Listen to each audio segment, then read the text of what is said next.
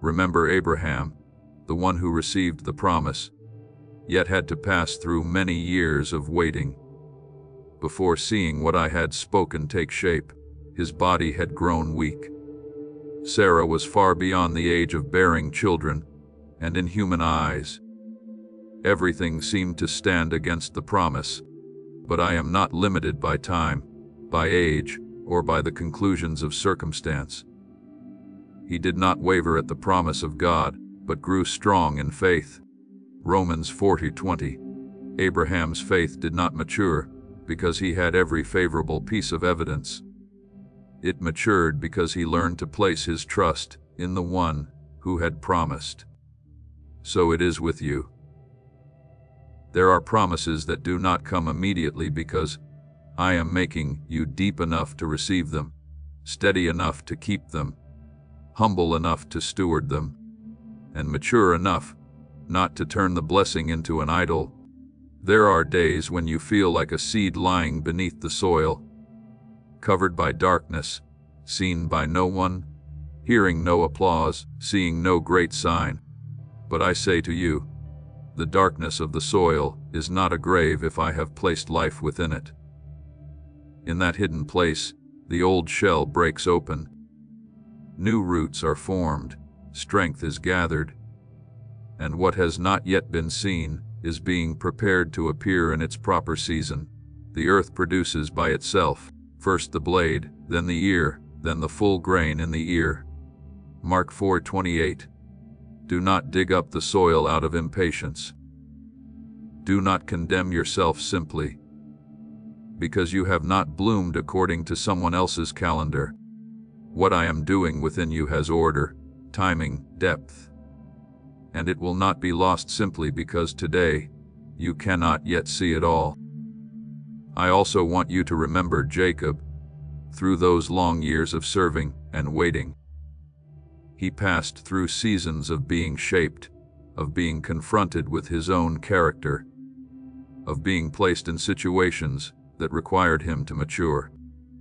And then at Jabbok, in the night of wrestling, he was given a new name. He was touched, and he walked differently after his encounter with me, my beloved child.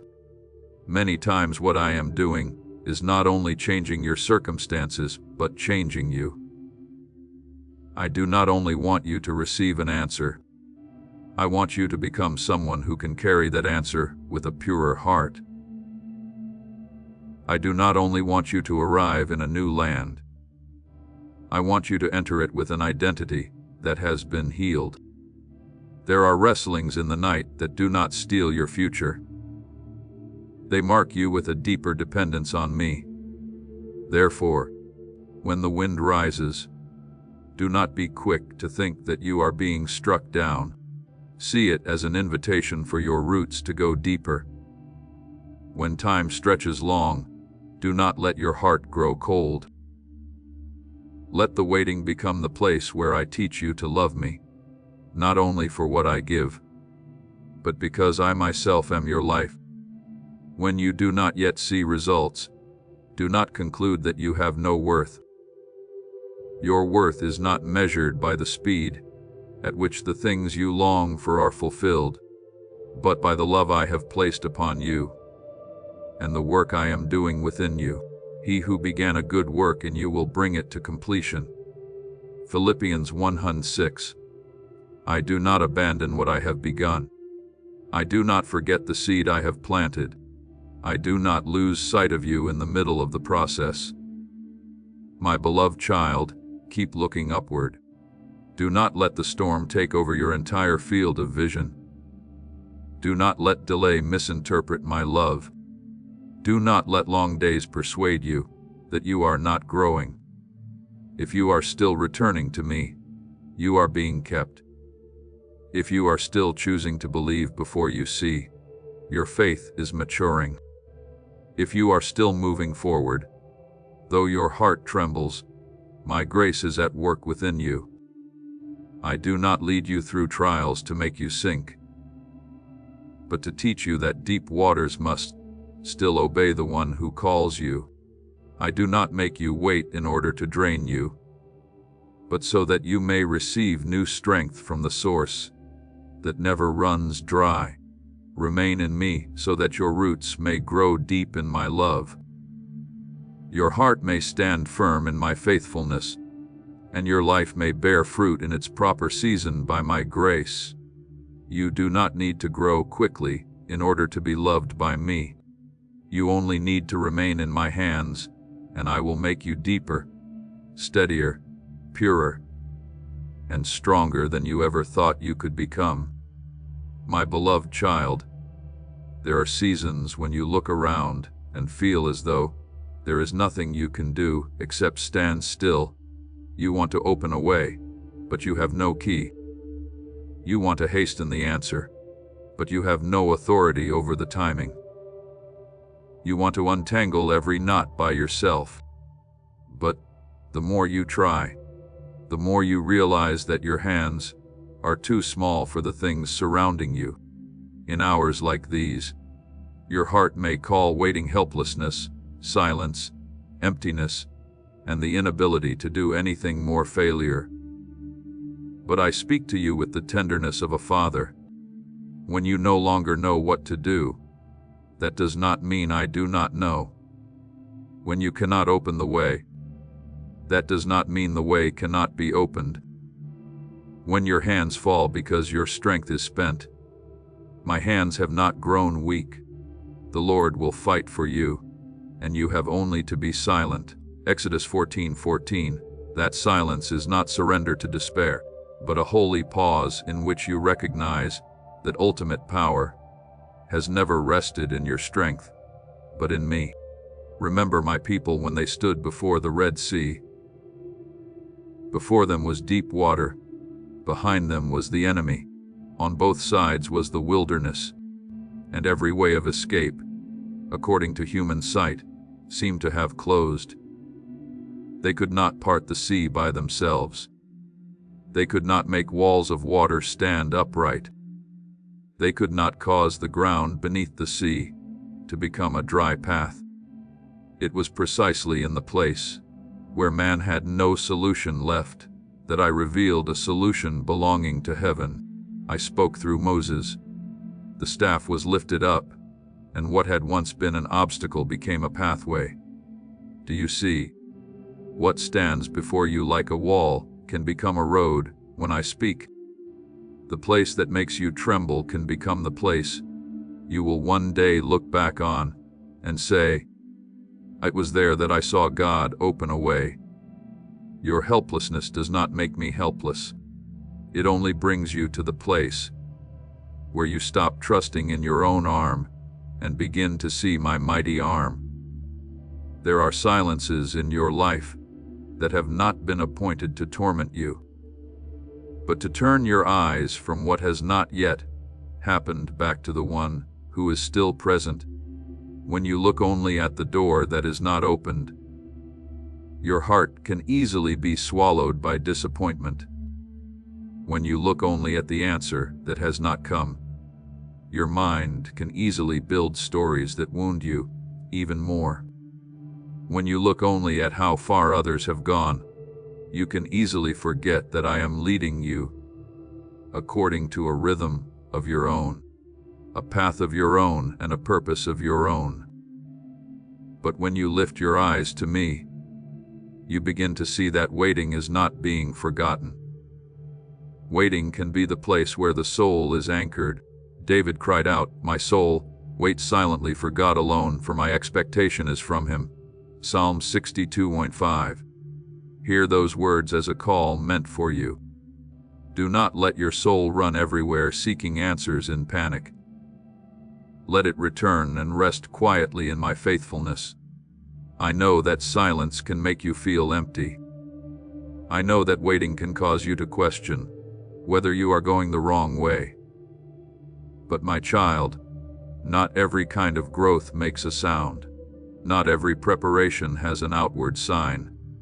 Some of the most precious things within you are being formed where no one can see. I am deepening the roots before I allow the tree to rise high. I am strengthening the heart before entrusting responsibility. I am purifying motives before expanding influence. I am healing the weak places within you, so that when what you have been waiting for arrives, it will not crush you beneath its weight. My word says, "Count it all joy when you fall into various trials, knowing that the testing of your faith produces patience." James 1:2-3. You do not need to rejoice because of pain itself, but you can rejoice in knowing that even pain is not wasted when it rests in my hands. Remember Ruth, the Moabitite woman who passed through loss, left her homeland, and followed Naomi into a strange land where the future held no guarantee.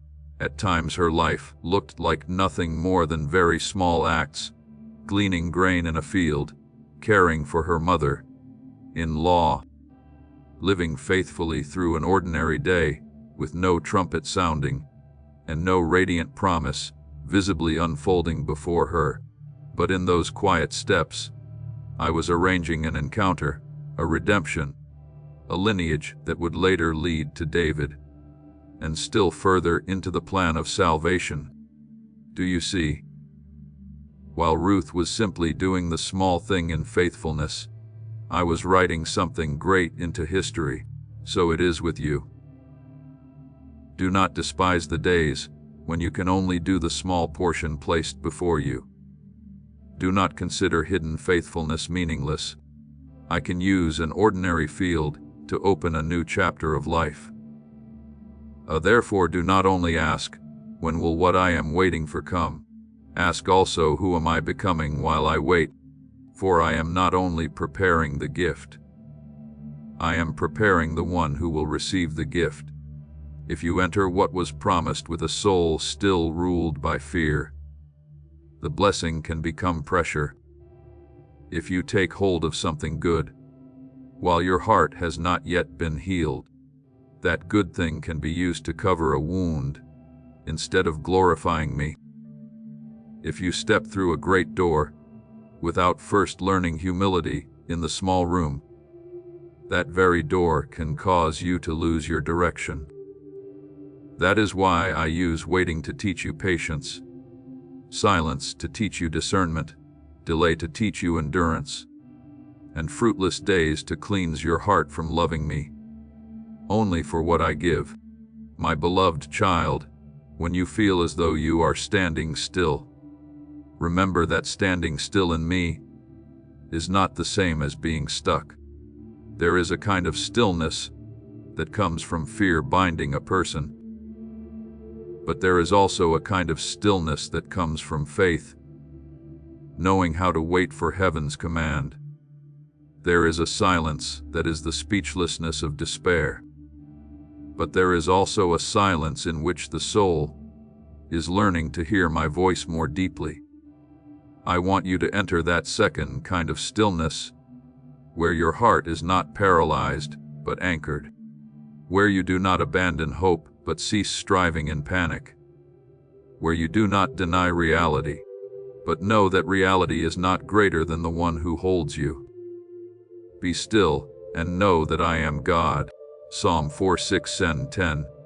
To know that I am God means you do not need to become the savior of your own life. To know that I am God means you can breathe, you can wait, you can trust, you can move when I speak, and remain when I hold you still. And when my season comes, you will not only rejoice because you have received what you once prayed for, you will also realize that you yourself have been changed. You will see that you are calmer before the things that once made you afraid, deeper in the way you listen, softer in the way you love, steadier in the way you walk, and more humble in the way you carry blessing. You will understand that I did not waste the days when you thought nothing was happening. I used them to strengthen the inner part of you, to teach you to rely not on outcomes but on me. As it is written, those who wait on the Lord shall renew their strength. Isaiah 41:31. That renewed strength does not always come like a mighty wind, that changes everything at once. Sometimes it comes as a new breath within the soul, helping you continue to live, continue to believe, and continue to keep your heart upright in the season of waiting. I do not want you to live like someone suspended between hope and disappointment. I want you to live faithfully today.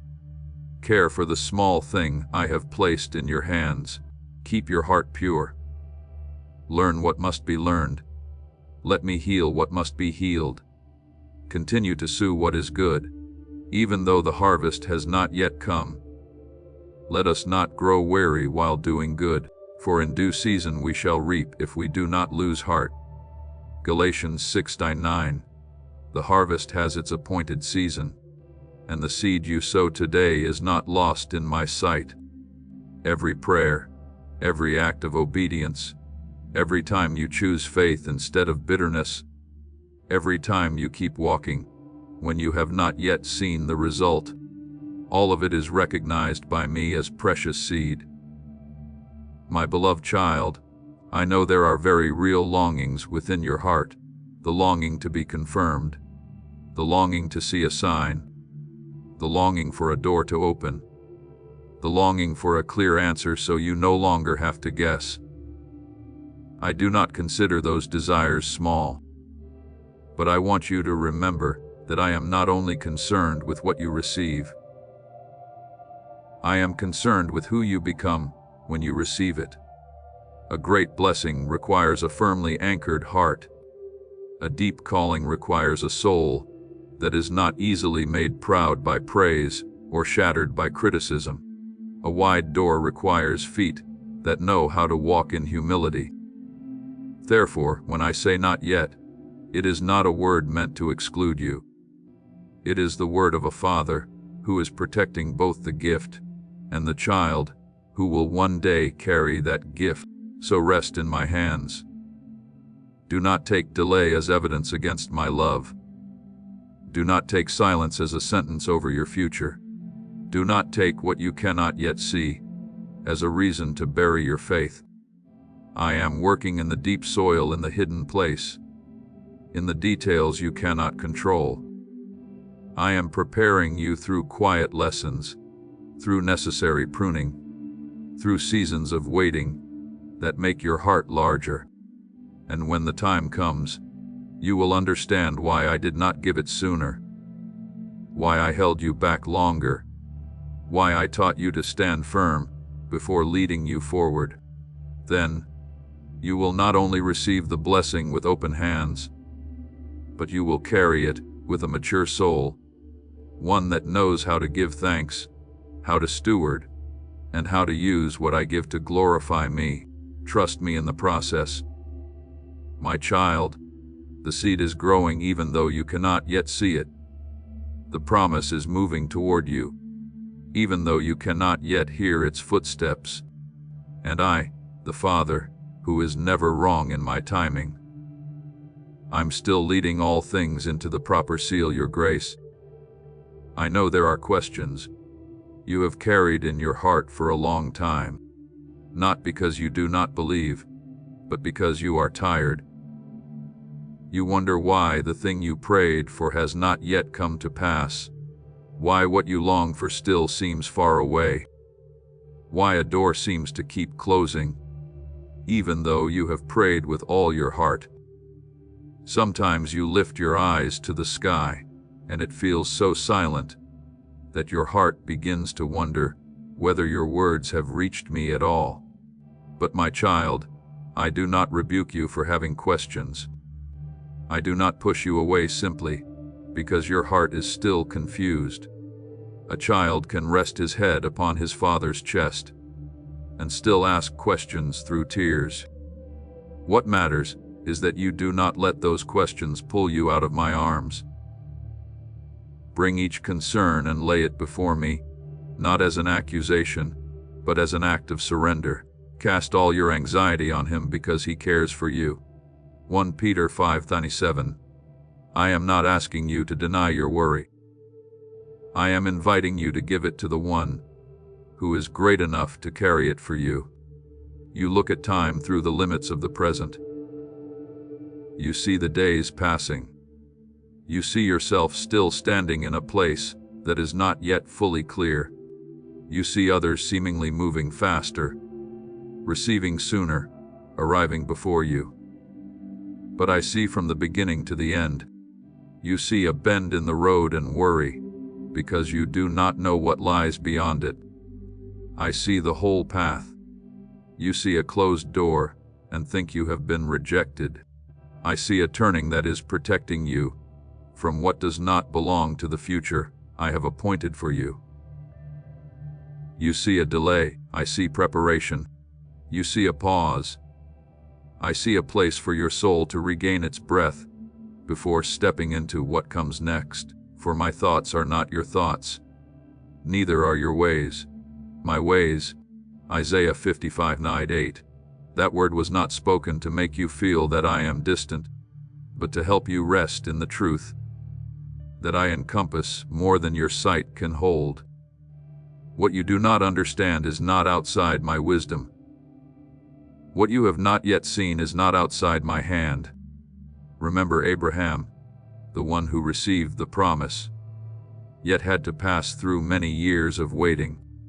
He heard me speak of descendants, of blessing, of something greater than his natural ability could produce. But as time passed, his body grew old. Sarah was far beyond the age of bearing children, and in human eyes, the promise seemed to become more unreasonable with every passing day. Yet I am not limited by human age, nor am I defeated by what appears dried up in the eyes of the world. When Isaac was born, it was not only an answer for one family. It was the laughter of faithfulness, the proof that I can cause a promise to bloom at its appointed time. Is anything too hard for the Lord?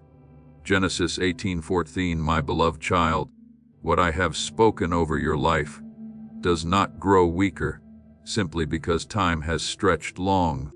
Many times time does not drain the promise of its strength.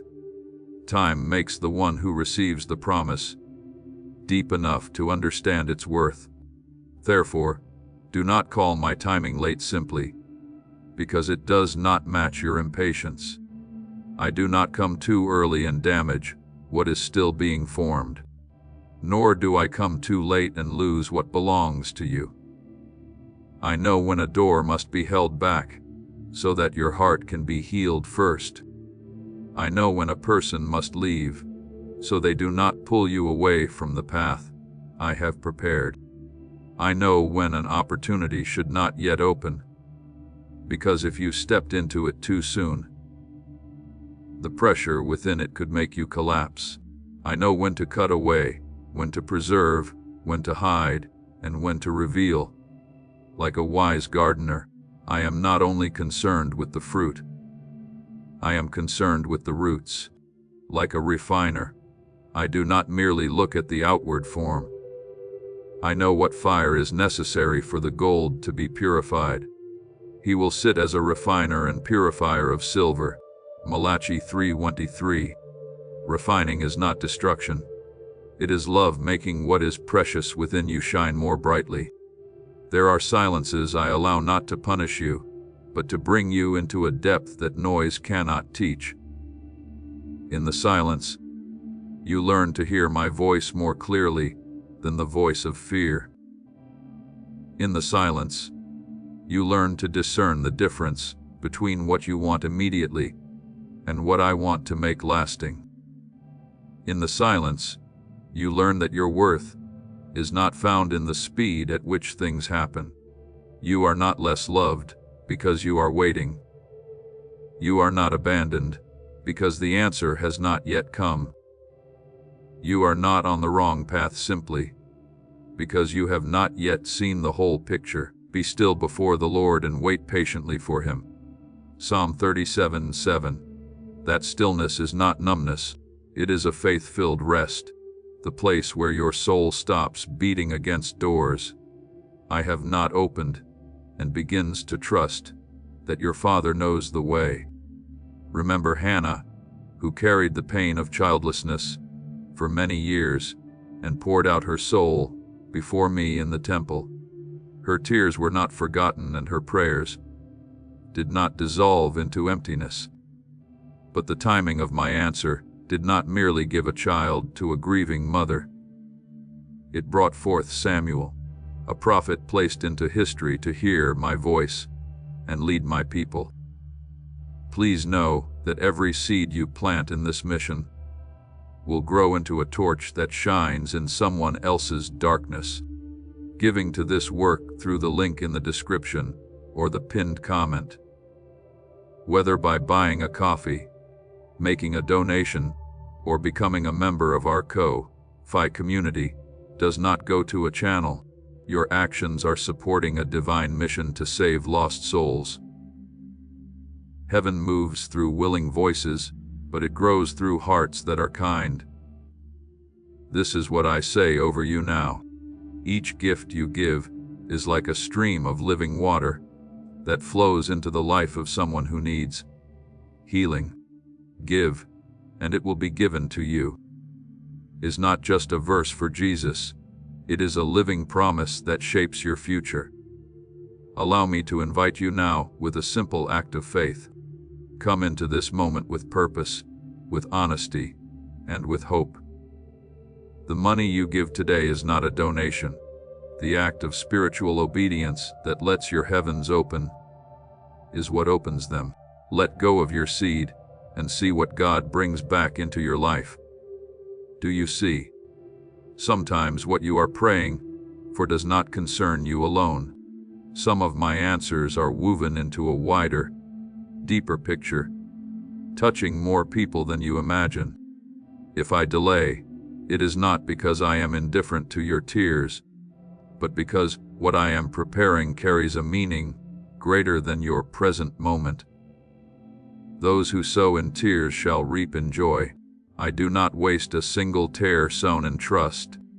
So my beloved child, when your heart wants to hurry and dig up the soil to check the seed, stop and place your hand in mine. Let me keep you from the haste that wounds what is still tender. Let me teach you patience without bitterness, expectation without despair, prayer without control, and forward movement without needing to see everything. There are things growing within you even when you think you are standing still. Tenderness is returning. Trust is being restored. Discernment is becoming sharper. Endurance is growing deeper, and love is becoming purer. That too is growth, my child. Not every movement is loud. Not every kind of progress receives applause. But I know I am working. And there will come a day when you look back on the seasons that felt delayed and recognize that my wisdom preserved you from many things you once did not understand. You will see that some closed doors were mercy. Some answers not yet given were protection. Some detours were guidance. Some silences were the place where I built within you a foundation that could not be seen yet could not be missing. When the fullness of time comes, you will no longer call it delay. You will call it grace in its proper season. You will understand that I was not slow. I did not forget. I did not lose the rhythm. I was present in every day of waiting, every night of questioning, every tear, every time you chose to believe just a little more. And what I bring will not only be what you desired, but what your heart has been prepared to carry with maturity, peace, and gratitude. So rest, my child. Do not let the question when steal my presence from today. Do not let what is not yet open blind you to what I am already giving. Do not let the silence of the sky make you forget that the roots beneath the soil are still growing. I am the one who holds time in my hand, the one who sees the whole road, the one who knows what must be withheld and what will be given at the right moment. Trust me when you cannot yet see. Wait for me when you do not yet understand. Walk with me when you do not have the full answer. For I am the Father, who loves you beyond what you can measure, wiser than anything you can imagine, and more faithful than every changing season. What I am preparing will come in my light, and when it comes, you will know that every silence was used by me to bring you closer to the fullness my love had already prepared for you. My beloved child, lift your eyes and let your heart remember what self-blame has made you forget. If I am sustaining the heavens, if I set the sun in its proper course, if I call each star by name, and not one of them falls beyond my sight, then why would you think your life is outside my care? You can look at the night sky and marvel at the vastness of my work. Yet, when you turn back to yourself, you bow your head as though I made you carelessly, as though you were a flaw in the hands of the one who formed all things. My child, do not let sorrow lie to you like that. Do not let the crooked measuring rods of the world measure a soul I have marked with my own seal. You are not weighed by appearance. You are not valued by the speed of success, and you are not named by the applause or silence of people. I have spoken. I have called you by name. You are mine. Isaiah 43:1. When you belong to me, your identity no longer rests in the changing things outside you, but in the unchanging love of your Father. There are days when you look around and see others seemingly moving faster, shining brighter, standing stronger, being loved more, and receiving more recognition.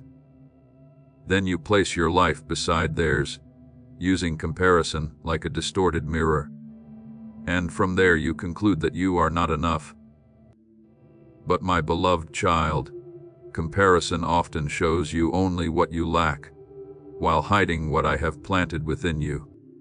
It magnifies the light of others until you forget the lamp I have placed within your own heart.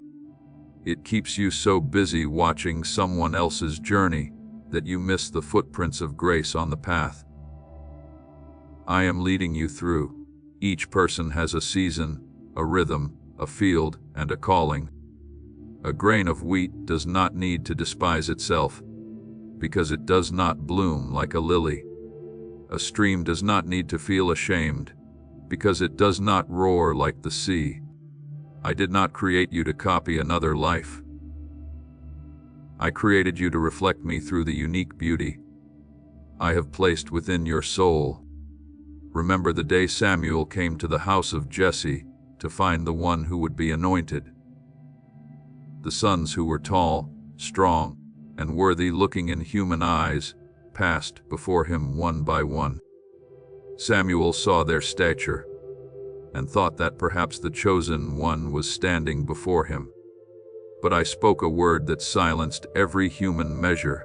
Man looks at the outward appearance, but the Lord looks at the heart. 1 Samuel 16:7.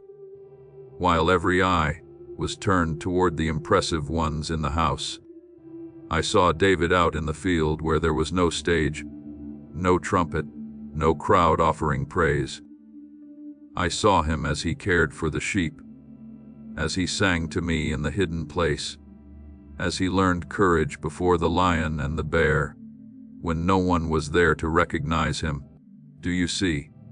What people overlook is never overlooked by me.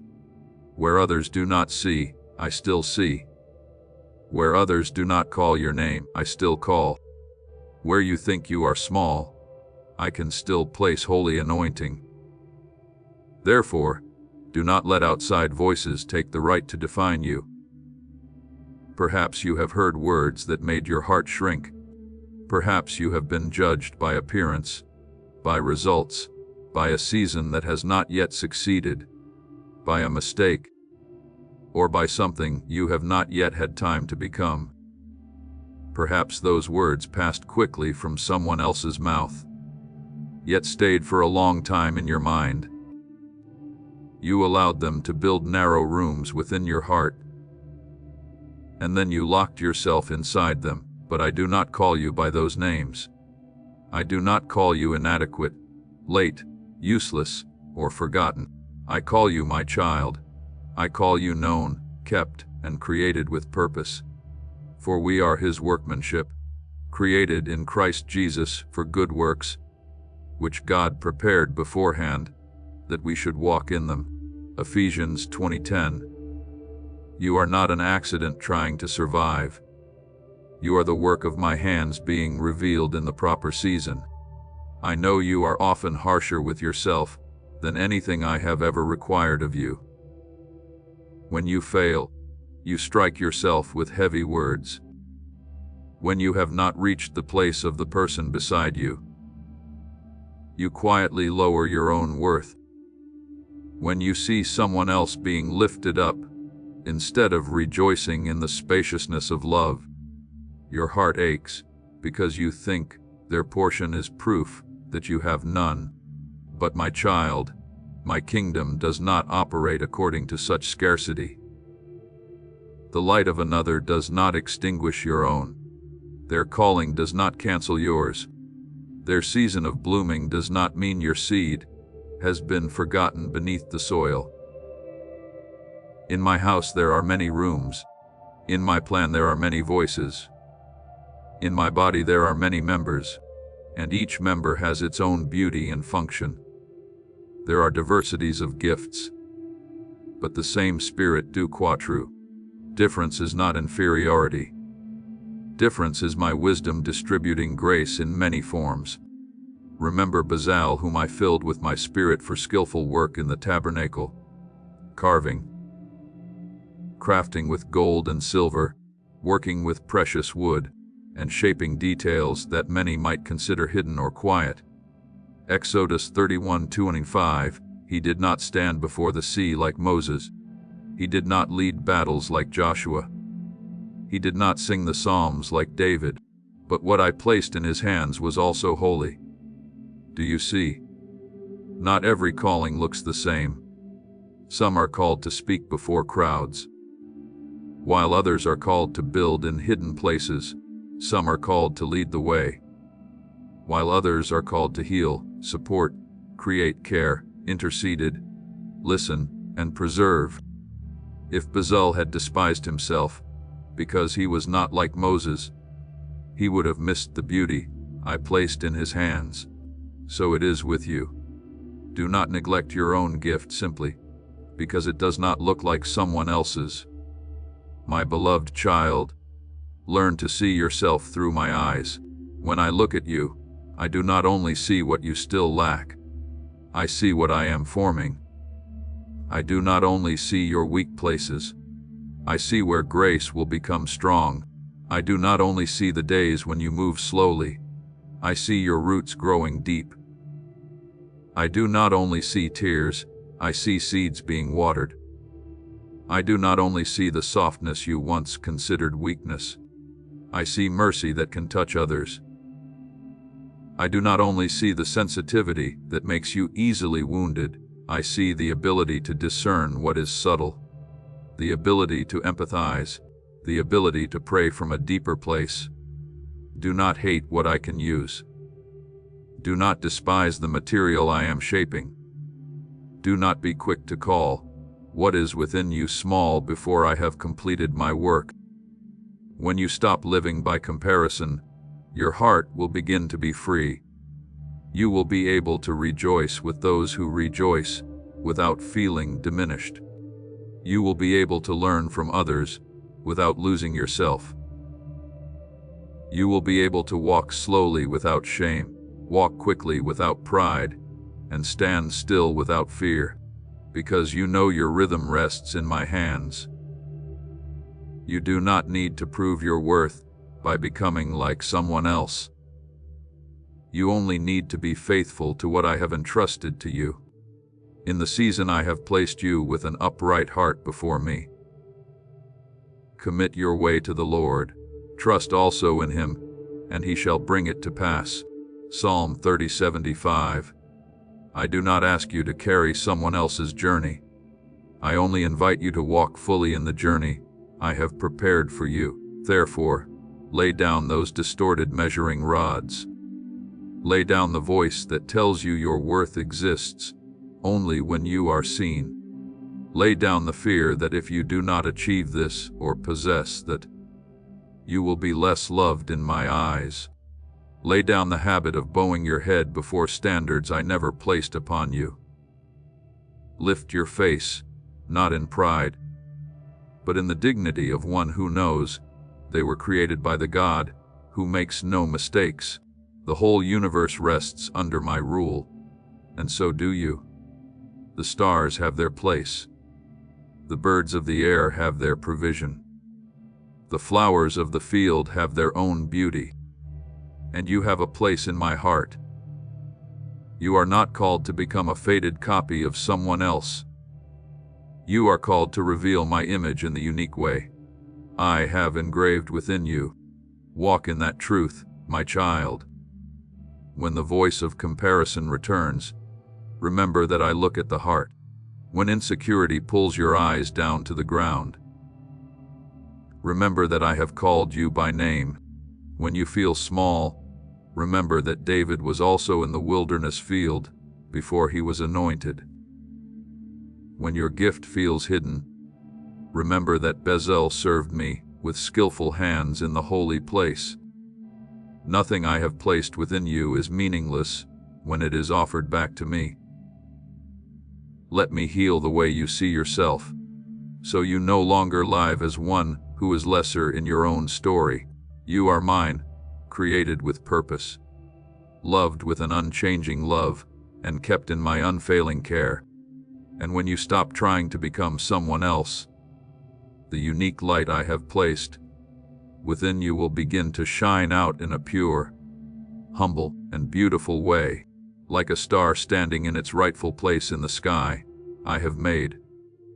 My beloved child, many times you have tried to build a better version of yourself, as though my love were waiting at the top of a high ladder, and you had to climb with all your strength before you could reach it. You have set conditions within your own heart. When you are stronger, when you are purer, when you stumble less, when you achieve this, correct that, and overcome every shadow within yourself, then perhaps you will be worthy to be held by me. But my child, hear me with all tenderness and truth. My son did not die for an ideal version of you, be sad I rest or straining to become. He died for you in the truth of who you are, in the middle of what is unfinished, in the middle of wounds not yet healed, in the middle of the weaknesses you are afraid to look at for too long. But God demonstrates His own love toward us in that, while we were still sinners, Christ died for us. Romans 5:28. That love did not wait for you to become complete before it began. It began in the very place where you were still imperfect, so that from there grace could lift you up and transform you. Therefore, do not turn your spiritual journey into an exhausting negotiation, where you are always trying to prove that you are good enough to remain close to me.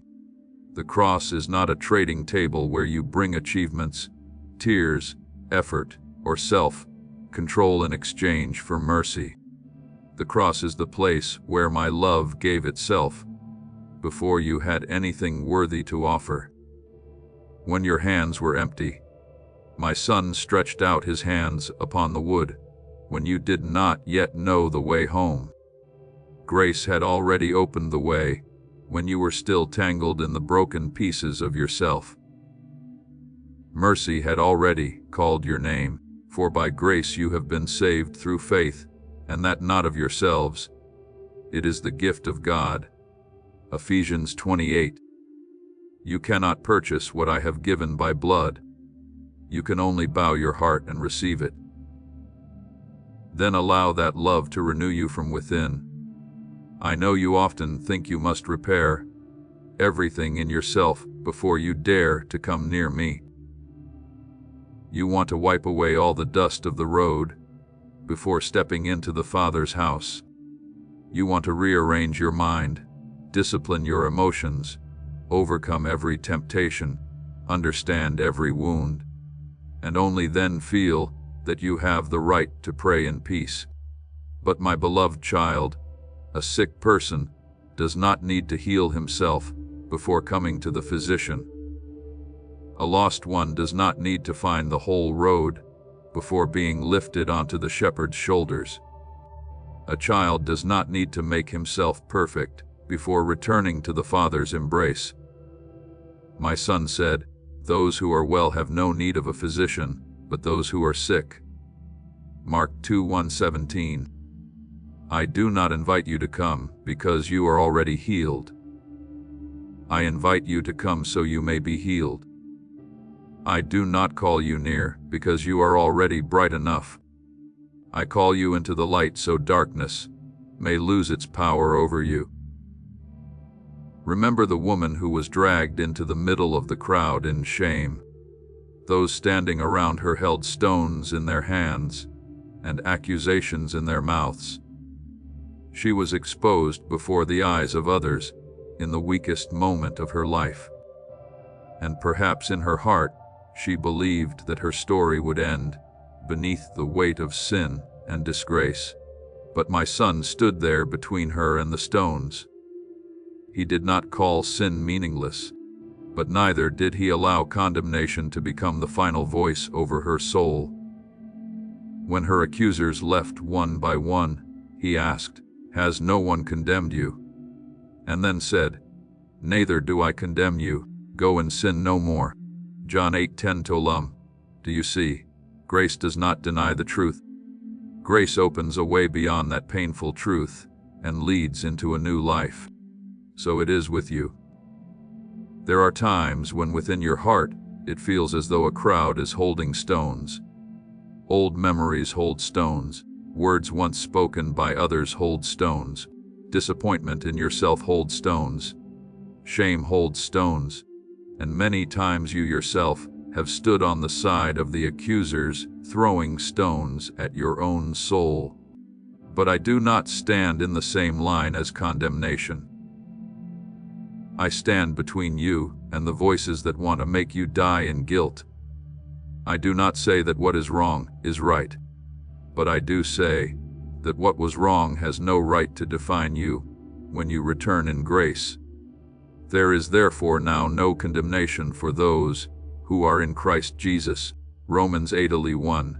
If there is no condemnation in Christ, then do not continue building a courtroom within your heart to condemn what I am restoring. Remember also the thief on the cross beside my son. He had no more time to build an admirable life, no opportunity left to repair his past through great deeds, and nothing in his hands to offer, except one plea in his final hour, "Jesus, remember me when you come into your kingdom." And my son answered, "Today you will be with me in paradise." Luke 20:34-43. My beloved child, that is grace. Not a cheap grace that treats sin lightly, but a powerful grace able to save a soul that has nothing left except a sincere turning back. If I could hear that cry from the cross, I can also hear the cry of your heart today. If I did not reject the one who had nothing left to prove, I will not reject you when you come to me with empty hands, but a truthful heart. Therefore, do not let the desire to become better turn into a whip against your soul. I want you to mature, but I do not want you to grow by hating yourself. I want you to be made holy, but true sanctification is not born from shame. It is born from love. I want you to step out of darkness, but not through the fear that I will abandon you. If you move slowly, you are not transformed by endlessly staring at your failures. You are transformed by looking to the one who loved you to the end. We love because he first loved us. John 4:19. My love comes first and your response grows from there. Grace comes first and then your obedience becomes pure. Acceptance in Christ comes first, and then you gain the courage to release what no longer belongs to the new life. When I look at you, I do not see you through the lens of your final failure.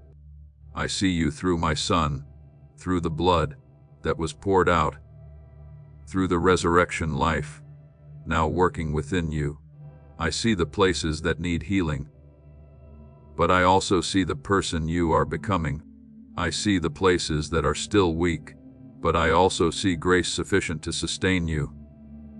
I see the cracks, but I also see the light that can shine through those very places. Do not think I only notice the times you fall. I also see the times you rise again. Do not think I only hear strong prayers. I also hear the faint sigh when you no longer know what to say. The Lord is near to the brokenhearted and saves those who are crushed in spirit. Psalm 34:18. Brokenness brought before me is not despised. It becomes the place where I begin to make things new. My beloved child, stop running from me simply because you feel you are not enough. Come near with the whole truth of who you are. Bring the places that are still dark, not so they may be used to shame you, but so they may be brought into the light. Bring your failures, not so they may crush you, but so you may be taught and restored.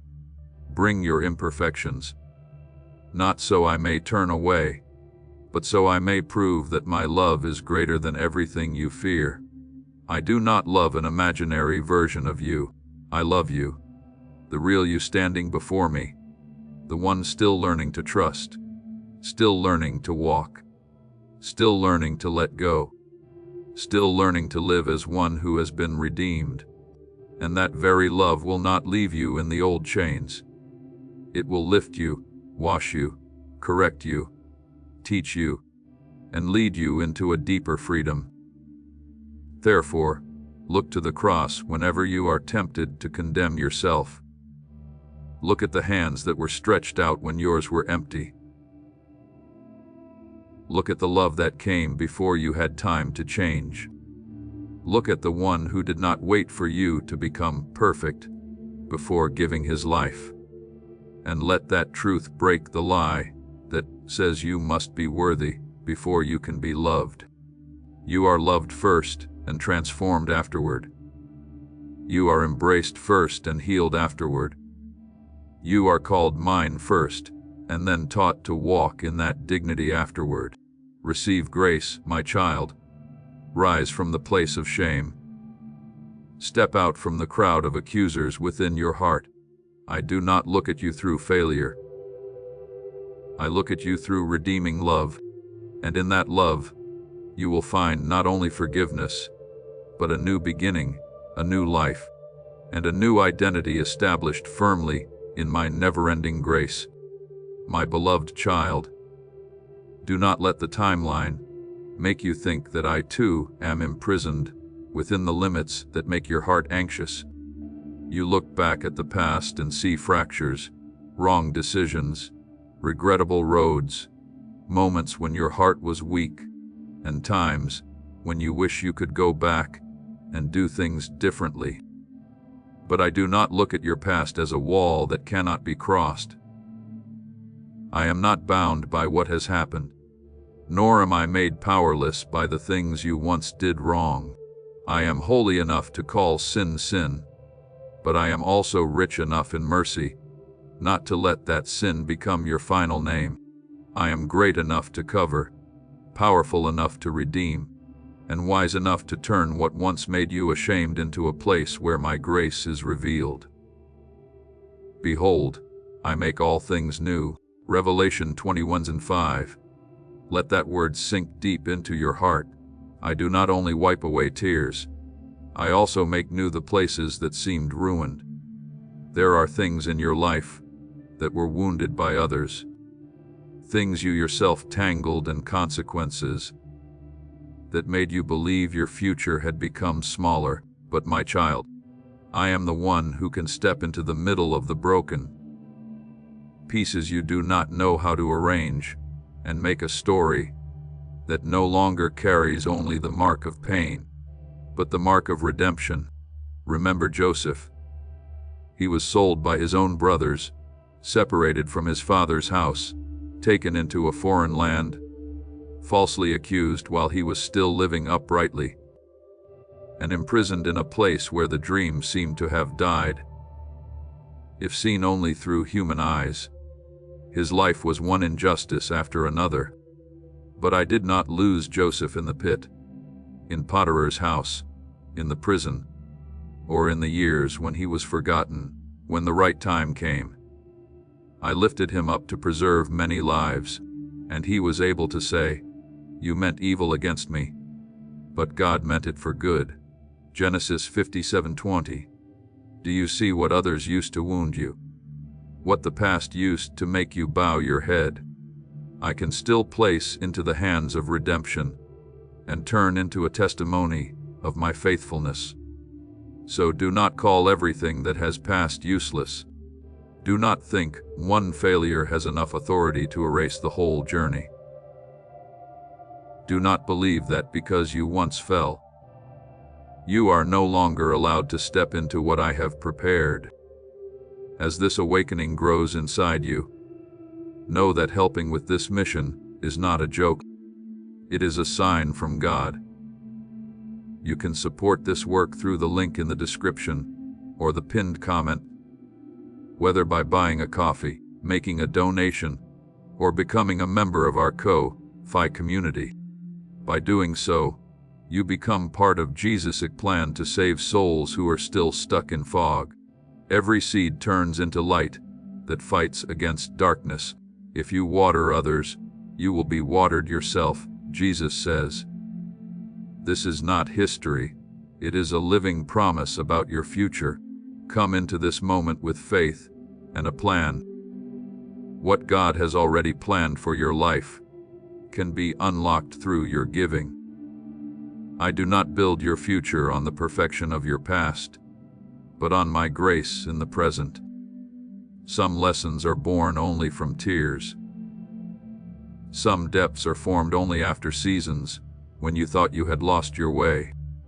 Some mercies become tender within you, only after you yourself have known what it means to need mercy. I do not cause every painful thing in order to make you suffer.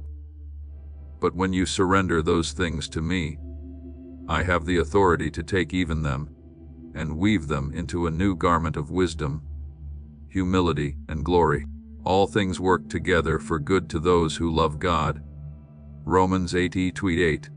Not all things are good in themselves, but in my hands, all things can be placed into a good purpose. My beloved child, I also know the battles no one else sees within your heart. I know the temptations that return in your weary hours, the thoughts you must resist in silence, the old tendencies that make you fear. You will return to the place from which you were once pulled out. I know the moments when you want to live in the light, yet still feel a quiet pull, trying to draw you back into familiar darkness. But I do not stand outside the battlefield, waiting for you to win by yourself before I come near. I do not say when you are strong enough. I will help when you are clean enough. I will listen when you have proven enough. I will show mercy. I have promised. I will never leave you nor forsake you. Hebrews 13:5. That word is not only for the days when you stand firm. It is also for the moments when you are trembling in the middle of the battle. When you step into a hidden battle, I have already been there before you can name the fear. I already know what is threatening your heart.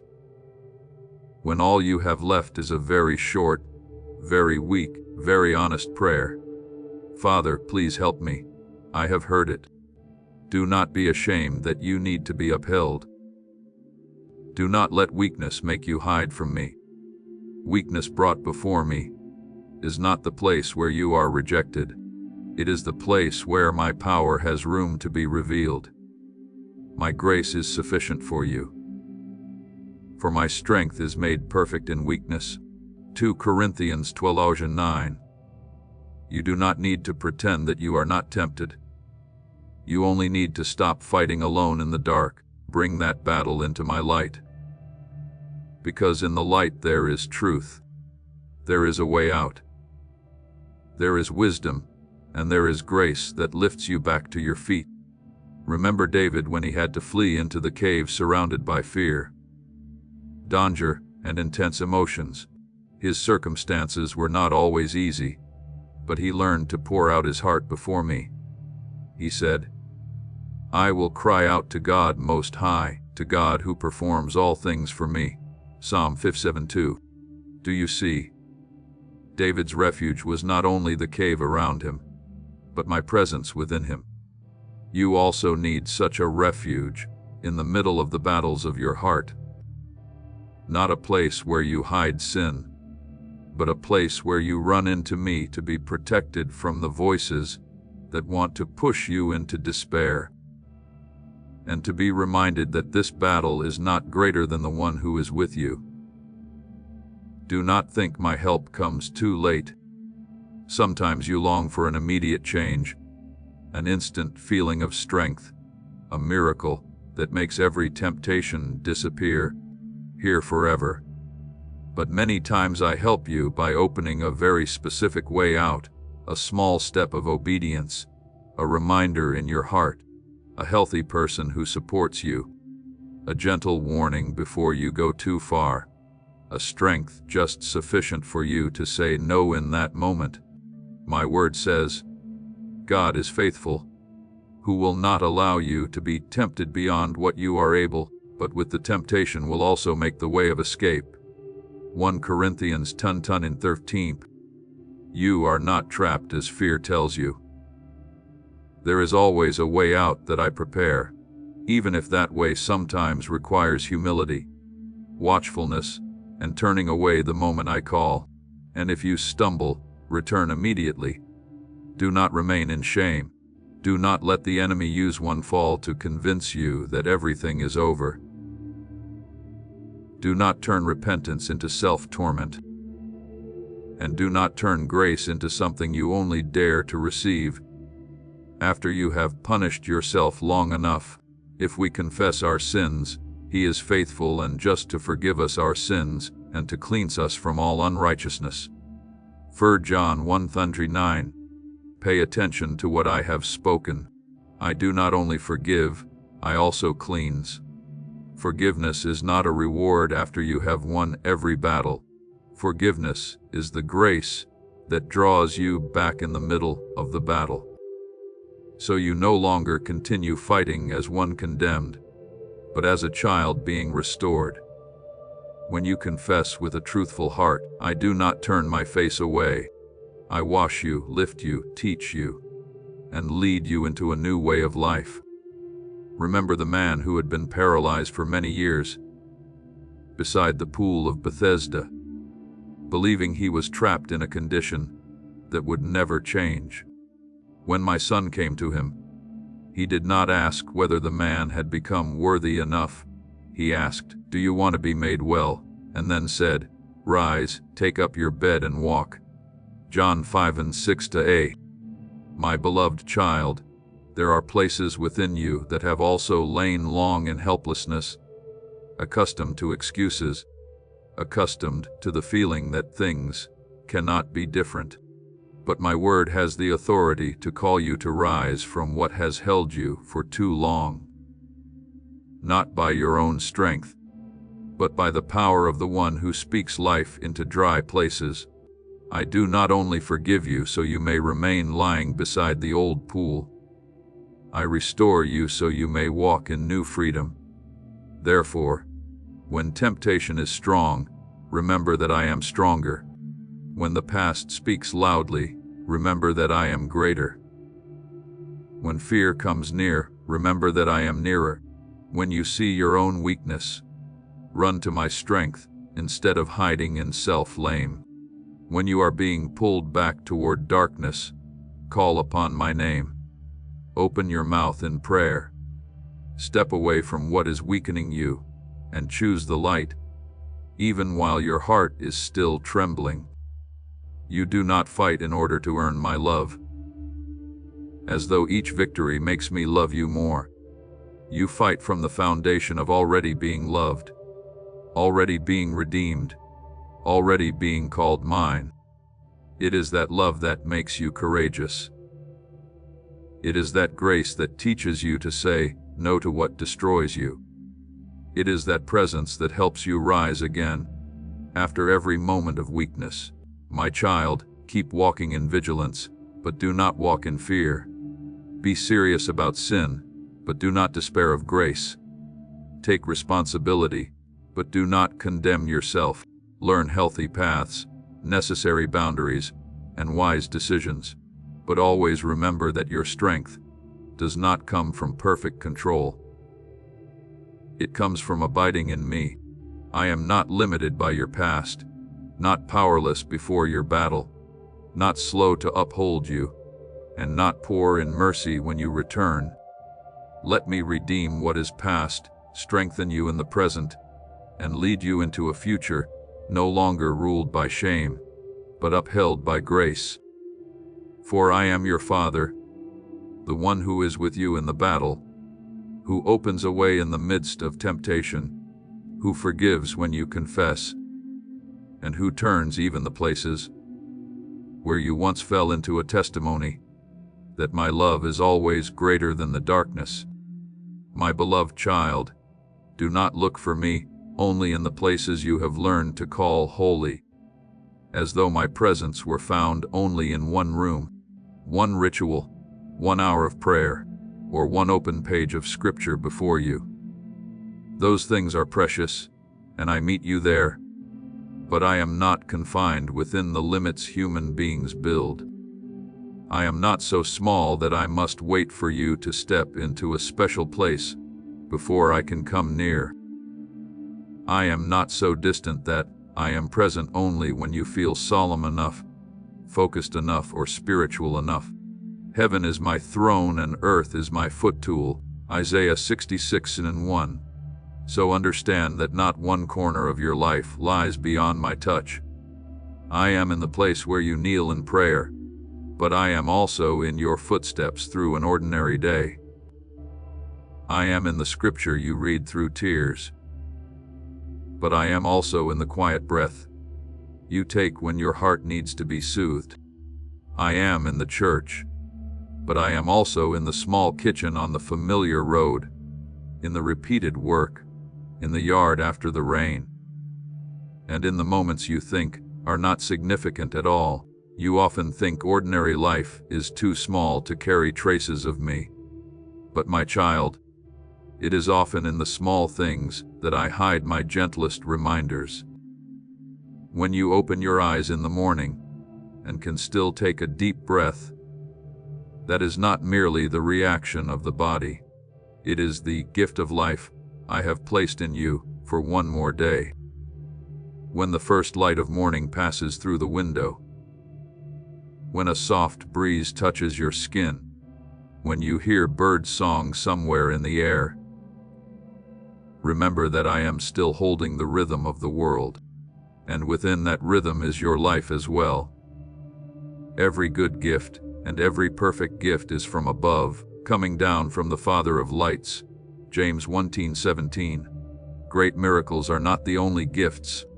Sometimes a peaceful day, a simple meal, someone asking about you at just the right time, or a silence that no longer feels as heavy as before, is also grace dressed in ordinary clothing, drawing near to you.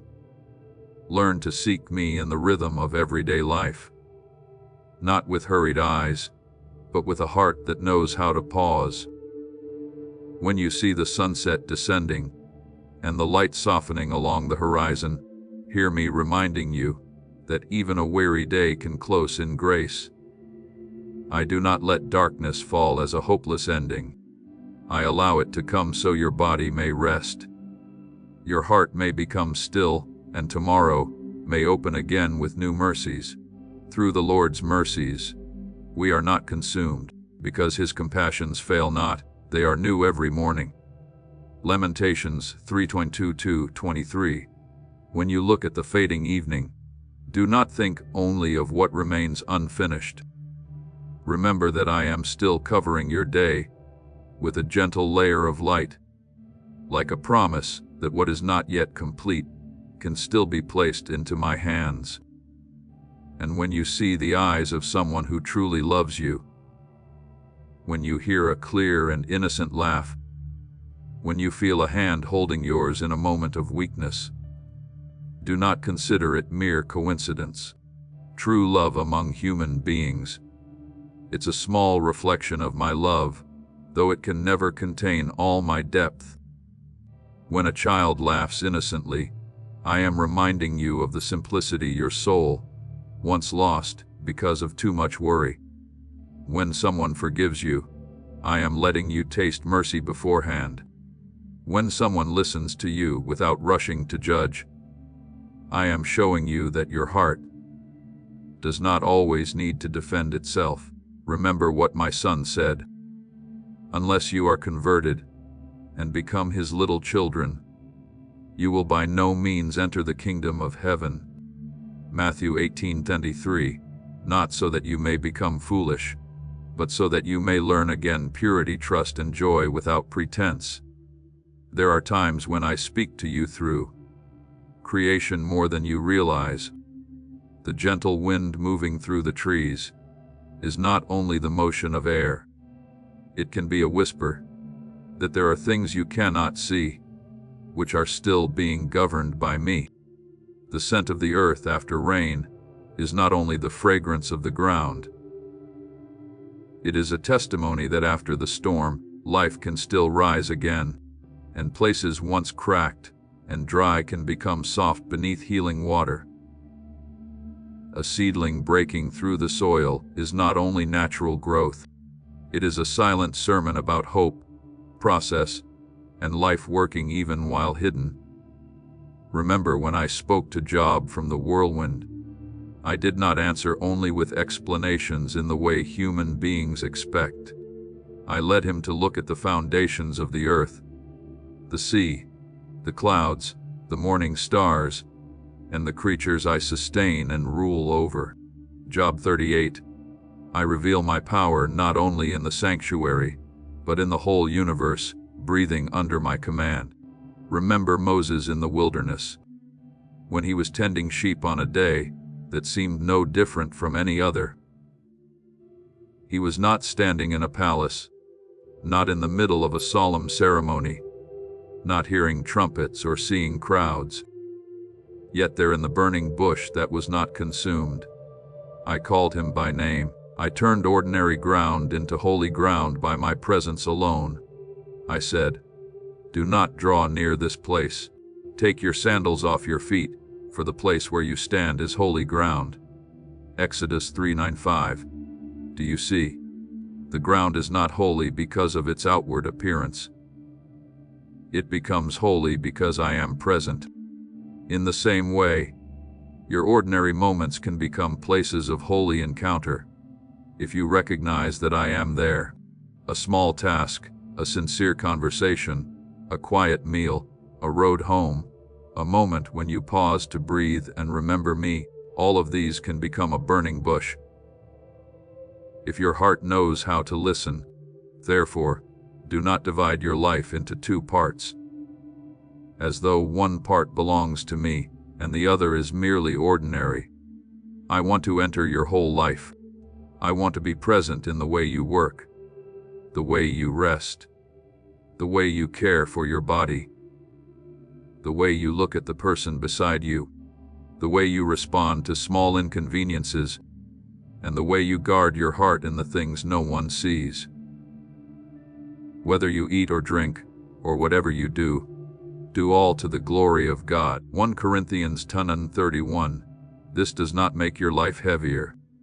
It makes your life brighter when everything is offered to me. Even simple things carry the fragrance of worship. A gentle word can be an offering. A faithful action can be a prayer.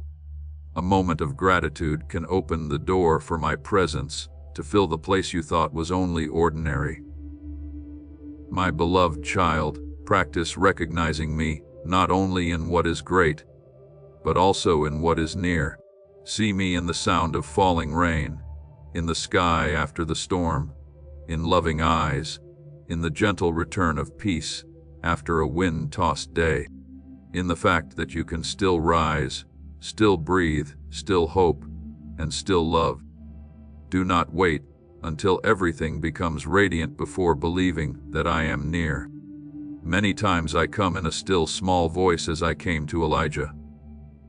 Not in the great wind, not in the earthquake, not in the fire, but in the deep quiet where the soul recognizes the voice of its Father.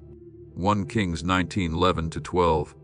If you only seek me in the extraordinary, you may miss me in the ordinary. If you only wait for thunder, you may fail to hear the whisper. So walk through this day with eyes opened by grace. When you work, remember that I am with you.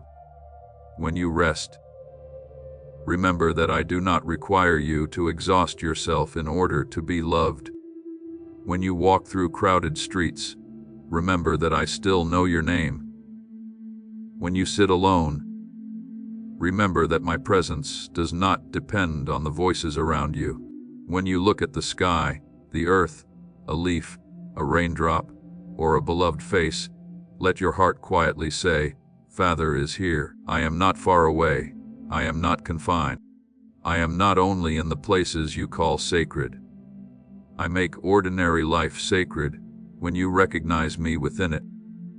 And the more you learn to see this way, the more you will understand that your whole life can become a living temple, where every breath, every step, every tear, and every small joy is covered by the presence that never leaves you. My beloved child, there are seasons when I do not place before your eyes the whole long road, because if you were to see every turn, every valley, every mountain peak, and every waiting place, your heart might grow weary before your feet even had the strength to move. I do not hide things from you because I want to confuse you. I veil what you do not yet need to see, so that your soul may learn to depend on me with every breath. You do not need to hold the map of the entire journey in your hands in order to obey. You only need to recognize the direction toward which I am gently drawing your heart. Sometimes that direction is not loud, not radiant like a sign in the heavens, but it comes as a quiet peace placed within your chest, as a calling that does not make you afraid, but causes you to want to rise. Remember that faith is the assurance of things hoped for, the evidence of things not seen, as it is written in Hebrews 11:71. What you have not yet seen does not mean it does not exist. What you have not yet touched does not mean I have not prepared it. And what you have not fully understood does not mean I am not guiding you. I know there are hidden questions within your heart. You wonder whether you have enough strength, whether you are truly hearing my voice, whether this step will lead you to the place I promised, or only bring you into another emptiness. But my child, my guidance often does not begin with absolute clarity. It begins with a gentle check-in. Take one more step with me. When Peter saw the Lord Jesus walking on the sea, he was not given a bridge of stone, nor was he guaranteed that the wind would cease immediately. He only heard one command come, and in that moment, the water became the place where faith was tested, not because the sea was stronger than me, but because I wanted him to know that what sustained him was not the water, but the one who was calling him. You are the same. What holds you is not how stable your circumstances are, but my voice calling you to step out of the familiar place. When your eyes are fixed on me, What once frightened you will no longer have the authority to determine your destiny. Therefore, do not despise the small step you are being urged to take today. In the eyes of people, it may seem insignificant in your own eyes.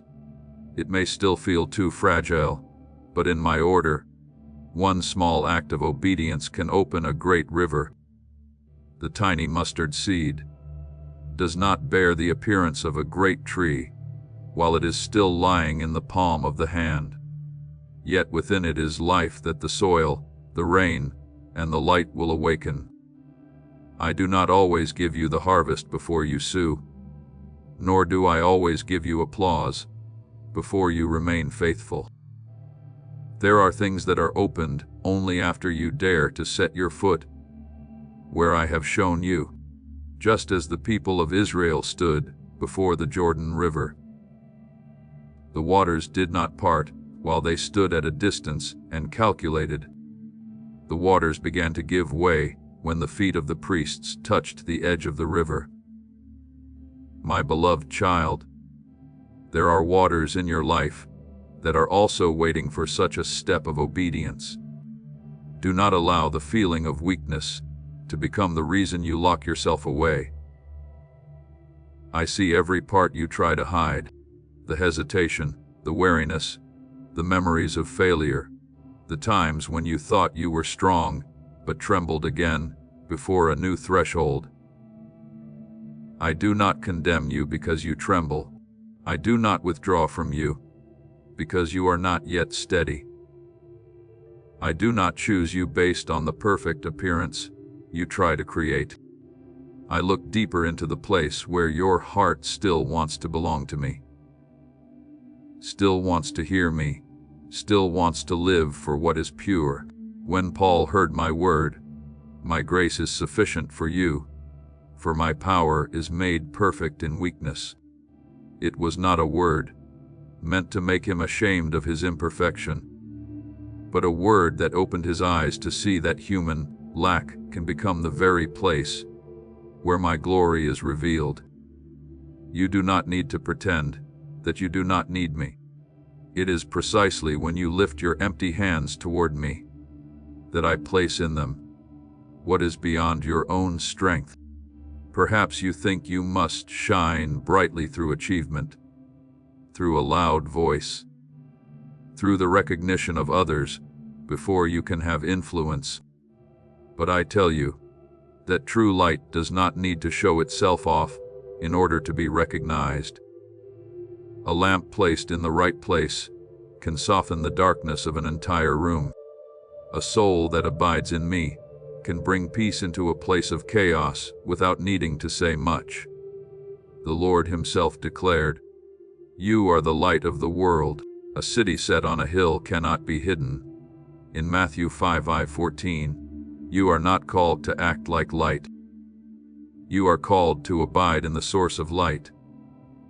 When you live near me, your presence will carry a different fragrance. People may not be able to name it, but they will sense it. There is in you a stillness that does not belong to the world, a kindness that has not been swallowed by bitterness, and a hope that no storm has been able to extinguish. And then you will understand that your life is not only your own story. You are about to enter your divine future. Remember that this message does not end with you. People can use your breakthrough to get where they need to go. Through the link in the description or the pinned comment, whether by buying a coffee, making a donation, or becoming a member of our Ko-Fi community, you can help this mission. By doing so, you are sowing into the awakening, deliverance, and restoration of souls who are still trapped in darkness. This is not poetry when Jesus says, "Give, and heaven will open over you." Every seed you plant turns into oil for your destiny, fire for your calling, and safety for your family. Now is your time, my child. Have faith, and as you do, watch God multiply what you let go of. What I am healing in you will become an anointing oil for the wounds of others. What I am teaching you in the hidden place will one day become a word of strength for a weary soul.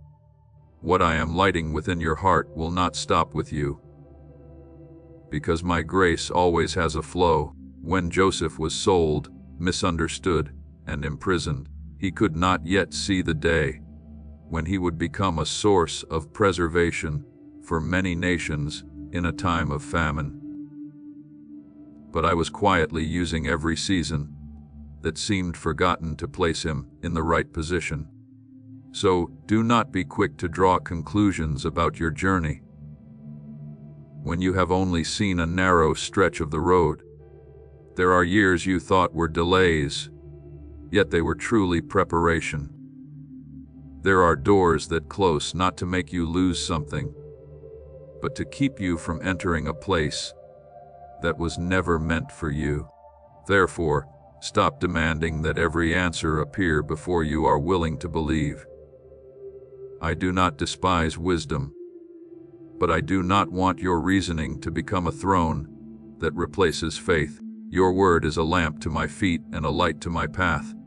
As Psalm 119:1-5 has revealed, a lamp for the feet does not illuminate the entire distant horizon.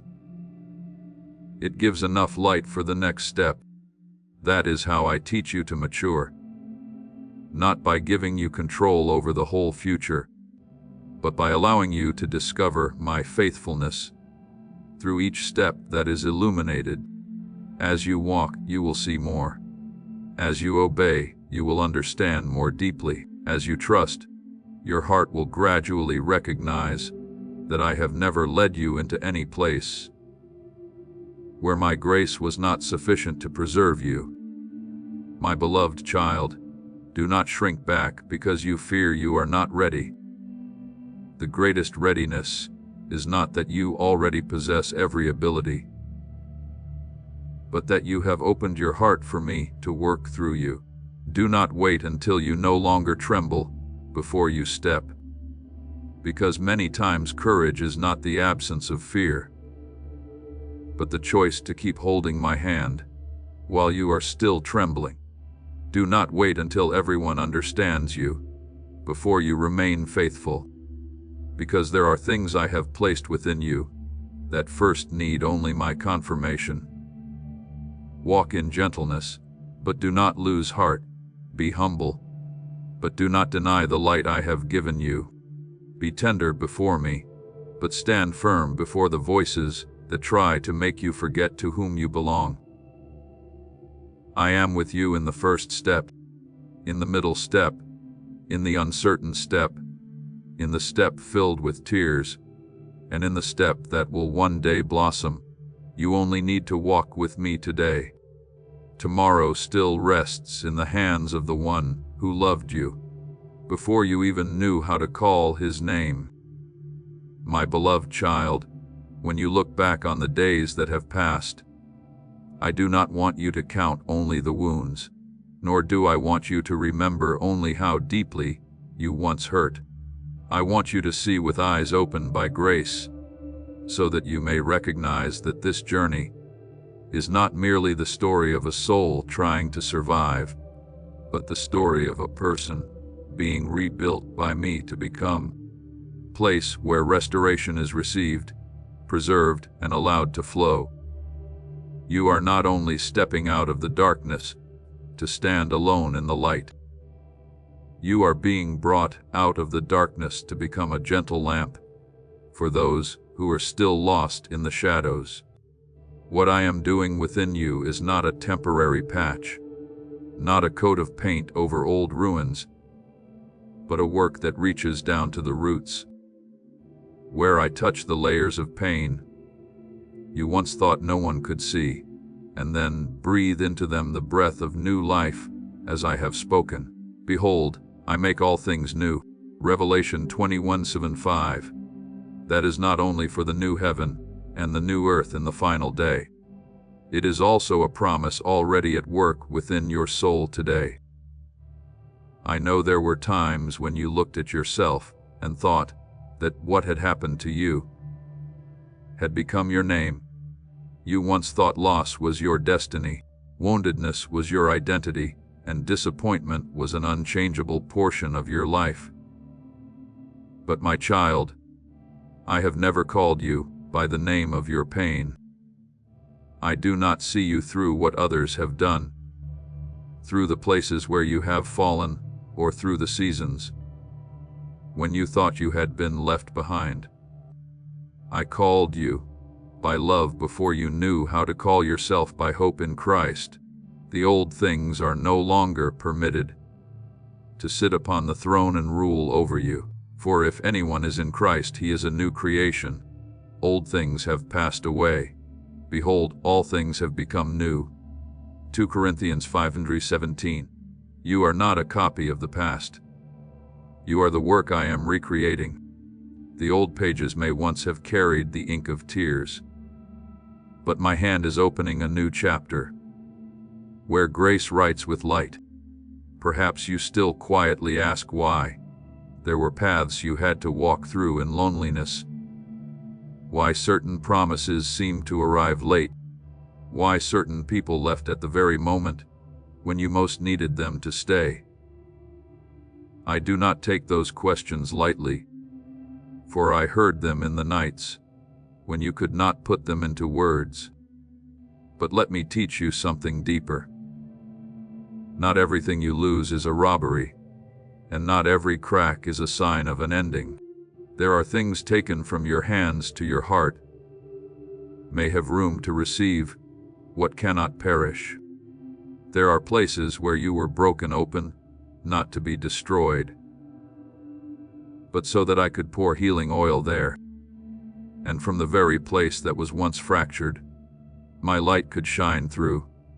Just as soil must be plowed before seed is sown, your heart has also gone through seasons of being turned over. But I do not plow in order to leave the land abandoned. I prepare it so the harvest may come. Remember Naomi, the woman who left Bethlehem during a famine and returned with hands that seemed empty. She had lost her husband, her sons, and her old vision of the future, to the point that she said, "Do not call me Naomi, call me Mara, for the Almighty has dealt very bitterly with me." Ruth 1:20. But do you see, her story did not end in bitterness. In that tearful return, I had prepared Ruth a faithful heart. I had prepared Boaz, a redeemer, and I had prepared a lineage from which David would be born. And through that line, Christ would enter human history. What Naomi thought was the final chapter of loss became a link in the great plan of redemption. My beloved child, there are parts of your life that you thought were nothing but ruin. Yet in my hands, they can become the place where blessing opens beyond anything you ever asked for. Therefore, do not despise the tears you have shed. I do not allow them to fall to the ground as something meaningless before me. Every tear has a voice. Every night has a testimony, and every silent pain is remembered in the Father's love. My word has written, "You number my wanderings. Put my tears into your bottle." Psalm 56:8. You thought you were crying alone, but I was there. You thought no one knew how hard you had to try to keep breathing, to keep believing, to keep from becoming bitter. But I knew, and those very tears, when placed in my hands, will not only remain traces of sorrow, they will become water for the seeds you did not yet realize had been planted within your heart. There will come a time when you meet souls who are standing where you once stood, trembling at the edge of despair, wondering whether they can still be healed. Then you will not come to them with the cold words of someone who has never touched pain. You will come with the gentleness of one whom I have lifted up. You will know how to be silent when words are not yet needed, how to hold a hand without rushing to judge, how to speak of hope without denying tears. That is the authority I place within you, not the authority of pride, but the authority of one who has been healed deeply enough to no longer use wounds as weapons. You will not boast that you overcame. You will testify that I was faithful. You will not merely tell of pain. You will show others the path that grace has opened. I also want you to understand that restoration is not only being brought back into peace, but being placed rightly within my will. When Joseph stood before the brothers who had wounded him, he was no longer the young man thrown into the pit, nor was he still the forgotten prisoner. I had raised him up not for revenge, but to preserve life. He said, "You meant evil against me, but God meant it for good." Genesis 57:20. My child, this is the sign of mature restoration. When what once hurt you no longer controls your response. When you can look back without being pulled again into the old chains. When you can say that I have wasted nothing. I do not call evil good, but I have the power to turn what the enemy used to make you fall into a step that leads you into your calling. Therefore, let your heart stop fearing your past. What happened no longer has enough authority to define you. If you have placed your life in my hands, I am taking ashes and giving you a crown of beauty. I am exchanging the garment of mourning for the oil of joy. Just as Isaiah 61:3 proclaimed over those who mourn in Zion. You do not need to deny that you were once in pain, but you must also not forget that I am greater than what wounded you. You do not need to erase your memories by your own strength, but let me sanctify those memories, so that when you remember, you do not only see the wound, but also see my hand that bandaged it. Not only the place where you fell, but the place where I bent down to lift you up. Not only what was lost, but what I am causing to grow from the part that seemed barren. My beloved child, your new chapter does not begin when everything outside becomes perfect, but when you believe that I am still working within you. Receive the restoration I give. Do not stand outside the door of grace, as though you are not worthy to enter. Let my love go deeper than your shame. Let my truth be stronger than condemnation. Let my peace cover the places in your heart that once learned to defend themselves. And when you have been filled, simply allow that water to flow out naturally. A word of comfort at the right time, a look full of compassion, a silent prayer, a presence that does not walk away. All of these can become channels of my healing. You did not overcome merely to survive. You are being restored to become a living witness that in my hands no brokenness is useless, no tear is forgotten, and no soul is too far to be made new again by my everlasting love. My beloved child, let this word sink deeply into the most hidden place of your heart. You have never had to walk alone, even in seasons when you felt as though the whole world was silent before your pain. Perhaps your natural eyes have only seen the long road, the winding paths, the closed doors, and the empty places not yet filled. But the eyes of faith will recognize that beneath every trembling step of yours is my hand sustaining you. I do not only stand at the end of the journey, waiting for you to arrive. I am in every step, every breath, every time you try to rise again after a weary night.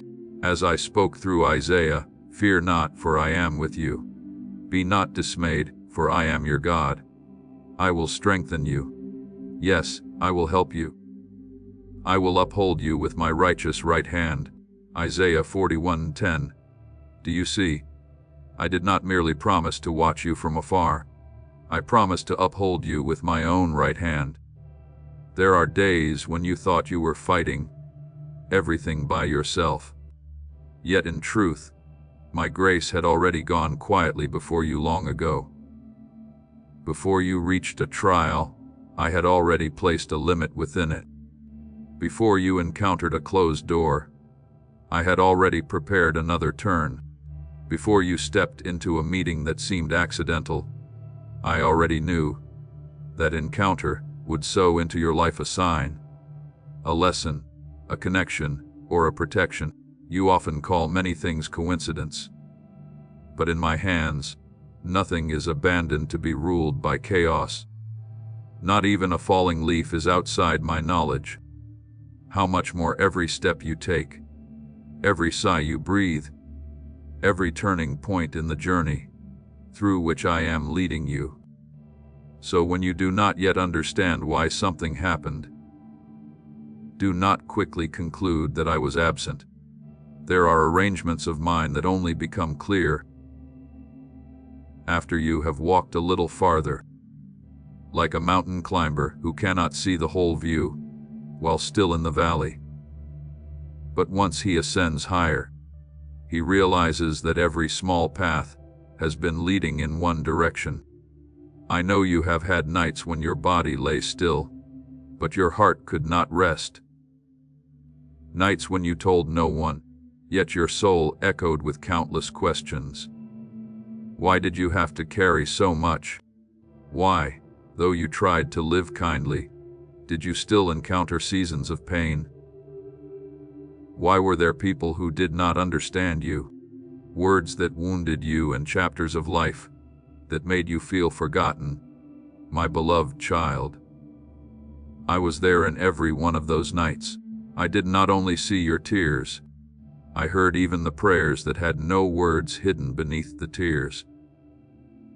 The Psalms have written, "The Lord is near to those who have a broken heart and saves such as have a contrite spirit."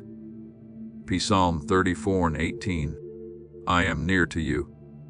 Not only when you are strong, not only when you can sing the song of victory, but even when you have only enough strength left to whisper my name in the darkness.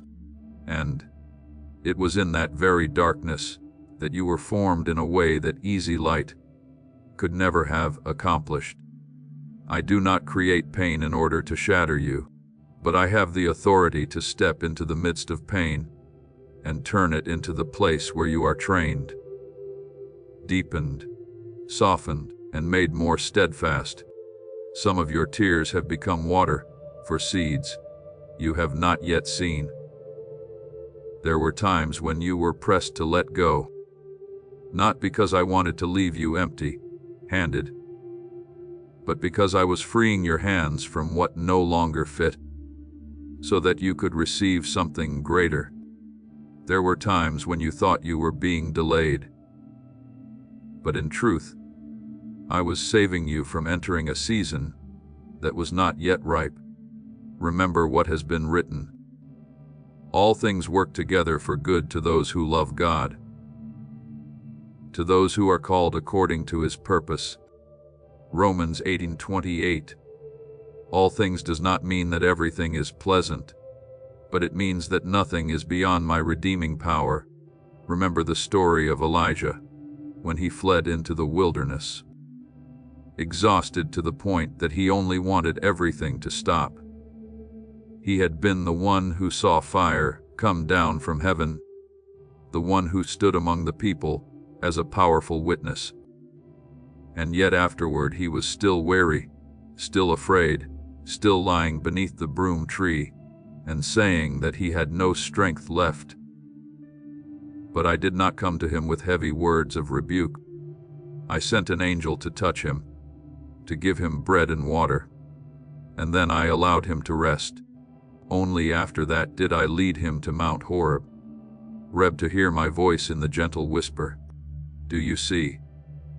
When you are exhausted, I do not always demand that you rise immediately to prove your faith. Sometimes what I give first is support, a place of rest, nourishment for the body, and peace for the soul. I know that you are dust. I know your strength has limits, and I never despise a weary child who is still turning back toward the Father. Therefore, do not be afraid of the seasons when you feel yourself growing weak. Weakness in my hands is not the end. It can become the doorway through which you learn to depend on me more deeply. When you no longer have enough strength to lift yourself up, you will discover that I am the one who raises you from the lowest place. When you no longer have enough clarity to understand everything, you will learn to walk by trust. When you can no longer hold on to the things you once tried to control, you will see that my hand is far wider than yours. My word, I will never leave you nor forsake you. Hebrews 13:5 is not merely an ornament for peaceful days, but an anchor that holds you in the days when storms rise. I do not leave you when you are slow. I do not abandon you when you tremble. I do not turn my face away when you cry. I remain your Father even in the moments when you do not feel worthy of being loved. There are things you once thought were losses, but one day you will recognize them as protection. There were doors you prayed would open, yet I kept them closed because behind them was something that would have worn you down. There were people who left your life and caused you pain, but their departure created space for you to breathe, to hear me more clearly, and to return to your true identity. There were plans that fell apart, not because you were forgotten, but because I was stopping you from building on an unstable foundation. I am the one who sees what you do not yet see, who knows what you do not yet know, and who loves you more than the things you are holding tightly. So when a path closes, do not be quick to call it failure. Bring it into my presence and ask, Father, what are you protecting me from, and what are you leading me toward? My beloved child, I am teaching you to see your life as a sacred song, being written note by note, not as scattered sounds without meaning. A low note does not ruin the music. It gives the song depth. A silence is not the end. It prepares the next passage to resound. The encounters, the delays, the answers that came late, the times when you had to return and learn an old lesson again with a new heart. All of these can be woven by me into an order more beautiful than what you are able to see now. You are not being swept away by chance. You are being shepherded by the one who knows your name. As Psalm 23 declares, "The Lord is my shepherd. I shall not want." The shepherd does not only lead the flock beside green pastures, he also walks with them through the valley of the shadow of death, and even in that valley, my rod and my staff still comfort you. So today, breathe gently again in my presence. Do not force yourself to understand everything immediately. Do not condemn yourself, because there are times when you are weary. Do not see your tears as evidence of failure, because many times tears are a sign that your heart is still tender, still alive, still able to be touched by me. Those tears will not be wasted. I will use them to make you gentler with others, deeper in prayer, more sensitive in discernment, and more steadfast in your mission. One day you will stand before a hurting soul, and you will know how to comfort them. Not with empty words, but with the peace I have forged within your own life. Keep walking, my child, but do not walk like one who has been abandoned. Walk as one who is being kept. I go before you to prepare the way, even in places you have not yet reached. I walk beside you to remind you that you are not alone. I come behind you to heal the old footprints, to protect what you have already overcome, and to keep the past from pulling you back into the place from which I have brought you out. When you are weak, lean on me. When you do not understand, trust me. When you are tired, let me strengthen you. When you are afraid, listen again to the Father's voice, speaking within your heart. I am here. I am still holding your hand. And your journey is not held in chaos, but in the loving plan I am completing with faithfulness that never changes. My beloved child, the time has come for you to no longer remain standing at the threshold of what I am calling you to enter. I know there are parts of your heart that still tremble, still listen to the echo of words that once made you shrink back, words that caused you to doubt your worth, words that planted within you the thought that you are not good enough, not strong enough, not worthy enough to be sent. Please know that every seed you plant in this mission will grow into a torch that shines in someone else's darkness. Giving to this work through the link in the description or the pinned comment, whether by buying a coffee, making a donation, or becoming a member of our Ko-Fi community, does not go to a channel. Your actions are supporting a divine mission to save lost souls. Heaven moves through willing voices, but it grows through hearts that are kind. This is what I say over you now. Each gift you give is like a stream of living water that flows into the life of someone who needs healing. Give, and it will be given to you is not just a verse for Jesus. It is a living promise that shapes your future. Allow me to invite you now with a simple act of faith. Come into this moment with purpose, with honesty, and with hope. The money you give today is not a donation. The act of spiritual obedience that lets your heavens open is what opens them. Let go of your seed and see what God brings back into your life. But today, I want you to hear a voice greater than all those voices. You belong to me. And because you belong to me, you also belong to a purpose higher than your fear, higher than your past, and higher than the limits others once tried to place upon you. You were not created to live like a quiet shadow, hiding at the edge of life. You were created to carry my mark within you, to walk in the light I have kindled, and to become a gentle yet powerful witness that grace can make a soul new from the deepest place. Do not allow the words that made you feel small to build a home inside your heart. Some words are only noise, not truth. Some judgments come from the wounds of others, not from my heart. There were looks that once made you feel less valuable. But my child, my gaze is the true mirror for your soul. I do not call you by your failure. I do not measure you by comparison. I do not define you by the years in which you had to learn how to rise again after pain. My word is spoken. I have called you by your name. You are mine. Isaiah 43:1.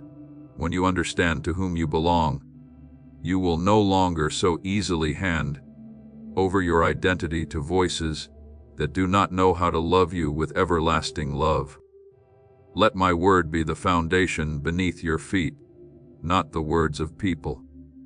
I know you have delayed many times while waiting to become more perfect. You thought that when your heart no longer had any scratches, when your memories no longer hurt, when you had every answer, then you could step out. But my beloved child, I do not send out people who have never been wounded. I send out those who have allowed me to touch their wounds. I do not need you to act as though you have no past.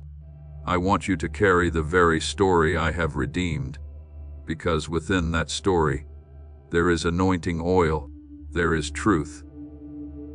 There are tears that have been sanctified, and there is light born after a long night. Just as Paul was once a persecutor of the church, but after encountering Christ on the road to Damascus became an instrument to proclaim the gospel to the nations. I can also turn what others thought was a reason to disqualify you into evidence that my power can redirect an entire life. By the grace of God, I am what I am. 1 Corinthians 15. This too will become a living testimony upon your lips. There are souls waiting for what I have placed within you, not because you are above them, but because I have led you through a stretch of road they are now facing. Someone needs to hear encouragement from a heart that has known weariness. Someone needs to see a light that is not glaring with pride, but worn, near, and true. Someone needs to be reminded that they can still rise again. And your very presence will become that reminder. You do not need a great pulpit in order to serve me. A sincere conversation, a silent prayer, a hand extended at the right moment, patience shown when another person is still weak, all of these can become doorways through which my love enters their life. When the Lord said, "Go therefore and make disciples of all the nations," Matthew 20:18-19, that word did not speak only of distant journeys, but also of daily obedience, where you carry my light into the spaces where you already live. Therefore, do not compare your portion with the portion of another. In the body there are many members, yet each member has been given its function with wisdom. The eye cannot say to the hand, "I have no need of you," nor can the head say to the feet, "I have no need of you." As 1 Corinthians 12 has revealed, the portion I have entrusted to you may not look like the portion of the person beside you, but that does not make it smaller. There are hidden missions that uphold an entire generation. There are prayers no one sees that shake things in the unseen realm. There are acts of love that are not recognized by the crowd, but are written in my heart. You do not need to imitate another person's light. The lamp I have kindled within you has its own shade, its own position, its own appointed hour. And the people who need precisely that light. Remember Esther, the young woman who seemed to have been brought into the palace through a series of events beyond her control. But at the appointed time, Mordecai said to her, "Who knows whether you have come to the kingdom for such a time as this?" Esther 4:14. Esther had to step beyond her own safety, face danger, and use her position to save her people.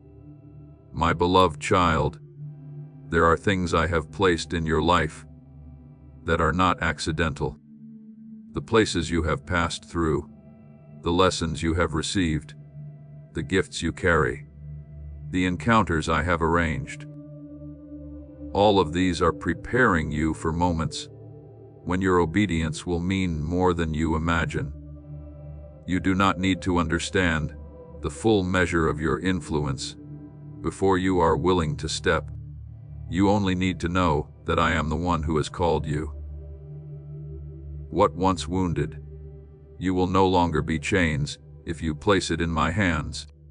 I can turn wounds into a birthplace of compassion, tears into spiritual sensitivity, seasons of being misunderstood into discerning wisdom, loneliness into depth in prayer, and disappointment into a hope that is no longer easily shaken.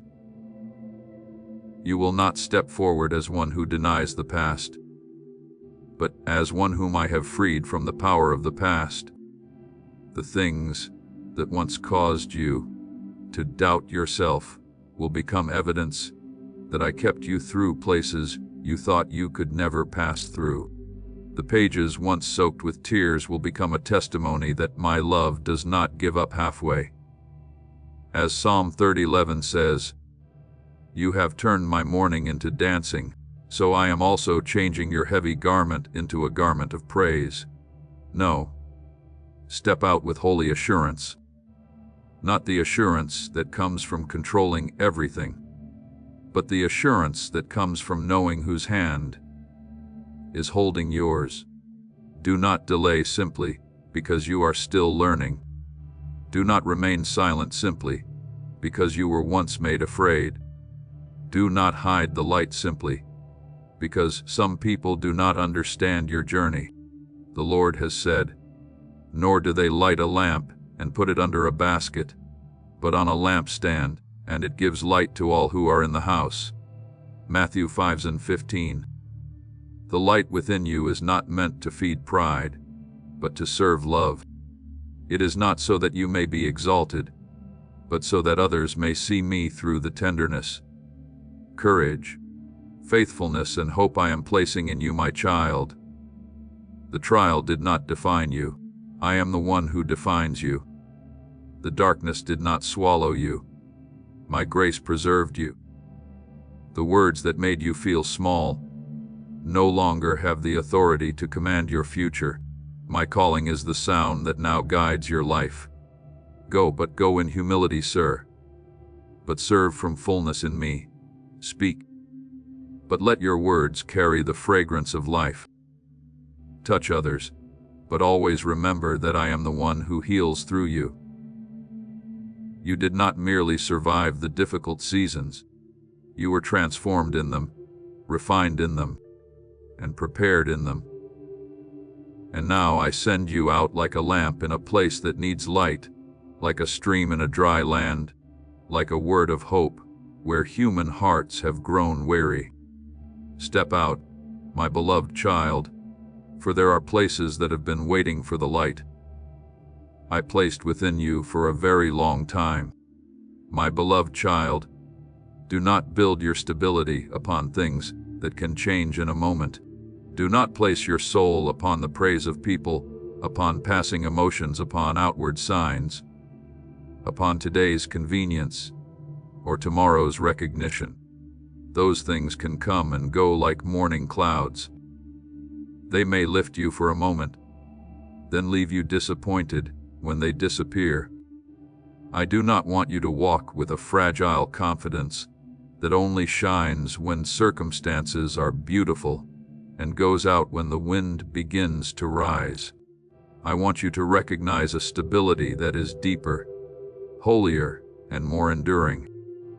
The stability that comes from knowing that I am living within you, holding you, and becoming the foundation beneath your feet. As it is written, "The Lord is my rock and my fortress and my deliverer." Psalm 18:2.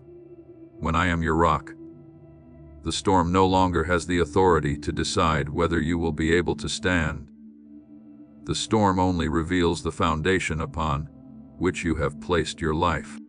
There are seasons when I allow you to pass through uncertainty, not to confuse you, but to purify the habit within you of believing only when everything is already clear.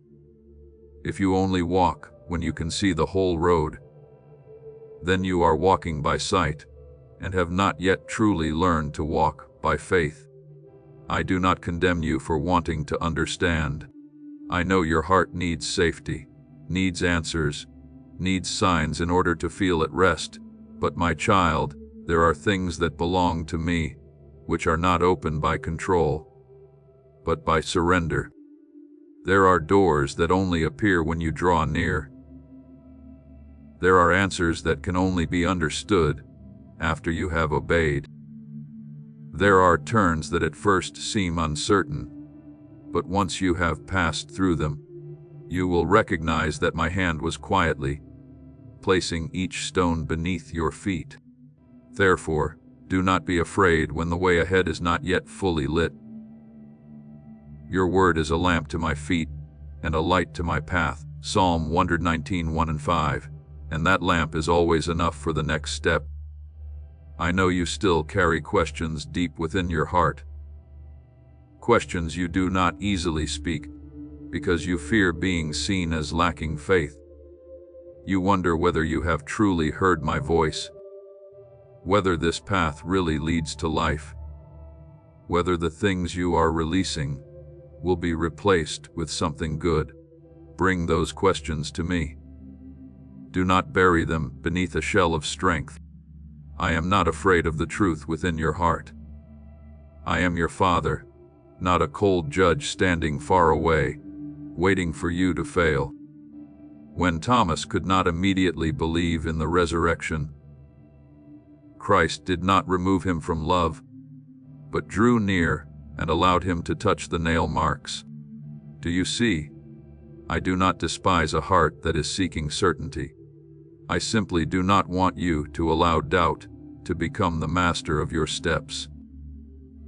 Let doubt be brought into the light, so that I may turn it into a deeper knowledge of my faithfulness. And when you commit your way to me, you do not lose your life. You find it again in its most rightful order. The world teaches you to hold tightly, to control, to secure every outcome for yourself. But I teach you another way. Commit your way to the Lord. Trust also in him, and he shall bring it to pass. Psalm 37:5. Commitment is not giving up in despair. Commitment is the act of a soul that knows the Father's hand is wider than its own. Surrender does not make you passive. It frees you from carrying burdens that were never yours to bear. You still walk, still do what is right, still remain faithful in the portion entrusted to you. But you no longer have to carry the entire future on your shoulders, as though I had left my throne. Remember Gideon, who once hid in the wine press because he feared the Midianites. When my angel came to him, that man did not look like a warrior in his own eyes. He saw himself as small, weak, from a lowly family, with nothing significant to offer. But I called him by a name that fear had never dared to call him. The Lord is with you, you mighty man of valor.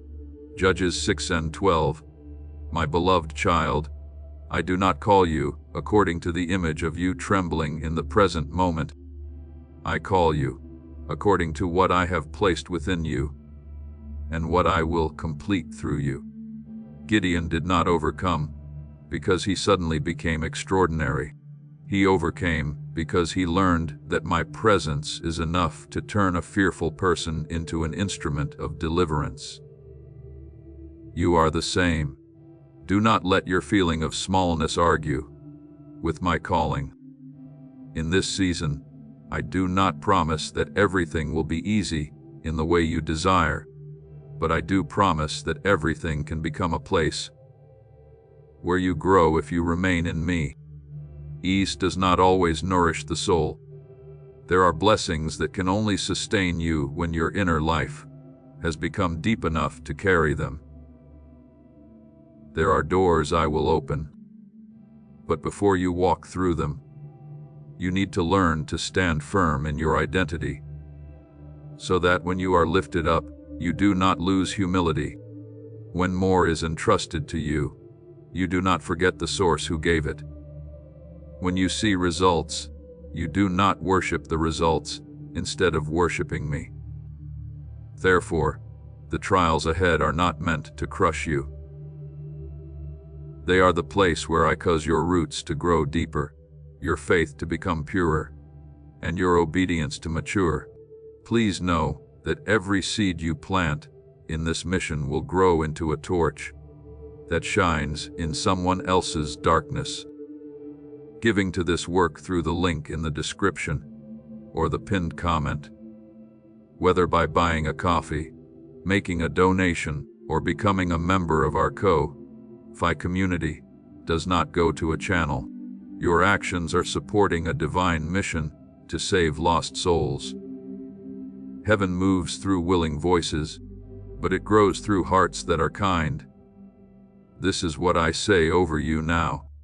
Each gift you give is like a stream of living water that flows into the life of someone who needs healing. Give, and it will be given to you is not just a verse for Jesus. It is a living promise that shapes your future. Allow me to invite you now with a simple act of faith. Come into this moment with purpose, with honesty, and with hope. The money you give today is not a donation. The act of spiritual obedience that lets your heavens open is what opens them. Let go of your seed and see what God brings back into your life. A tree cannot bear fruit in its season if its roots are unwilling to go deep into the soil. I spoke through Jeremiah, saying, "For I know the thoughts that I think toward you, thoughts of peace and not of evil, to give you a future and a hope." Jeremiah 29:11. Remember, this word was given to a people living in exile, not standing in a palace of comfort. That means my intention of peace is not canceled by difficult circumstances. When you are in an unfinished season, I am still thinking good thoughts toward you. When you have not yet seen full deliverance, I am still preparing the future. When you feel as though you are in a foreign land, I can still cause hope to spring up in the very place where you thought there was only waiting. Do not measure my goodness by how quickly your circumstances change. Measure it by the cross, where my love revealed that I did not spare my only Son in order to bring you back into life. Therefore, release the need to understand everything before you are willing to step. Release the obsession with knowing every exact outcome before you obey. Release the wariness of a soul that keeps trying to control what belongs only in my hands. Faith is not closing your eyes and walking into darkness.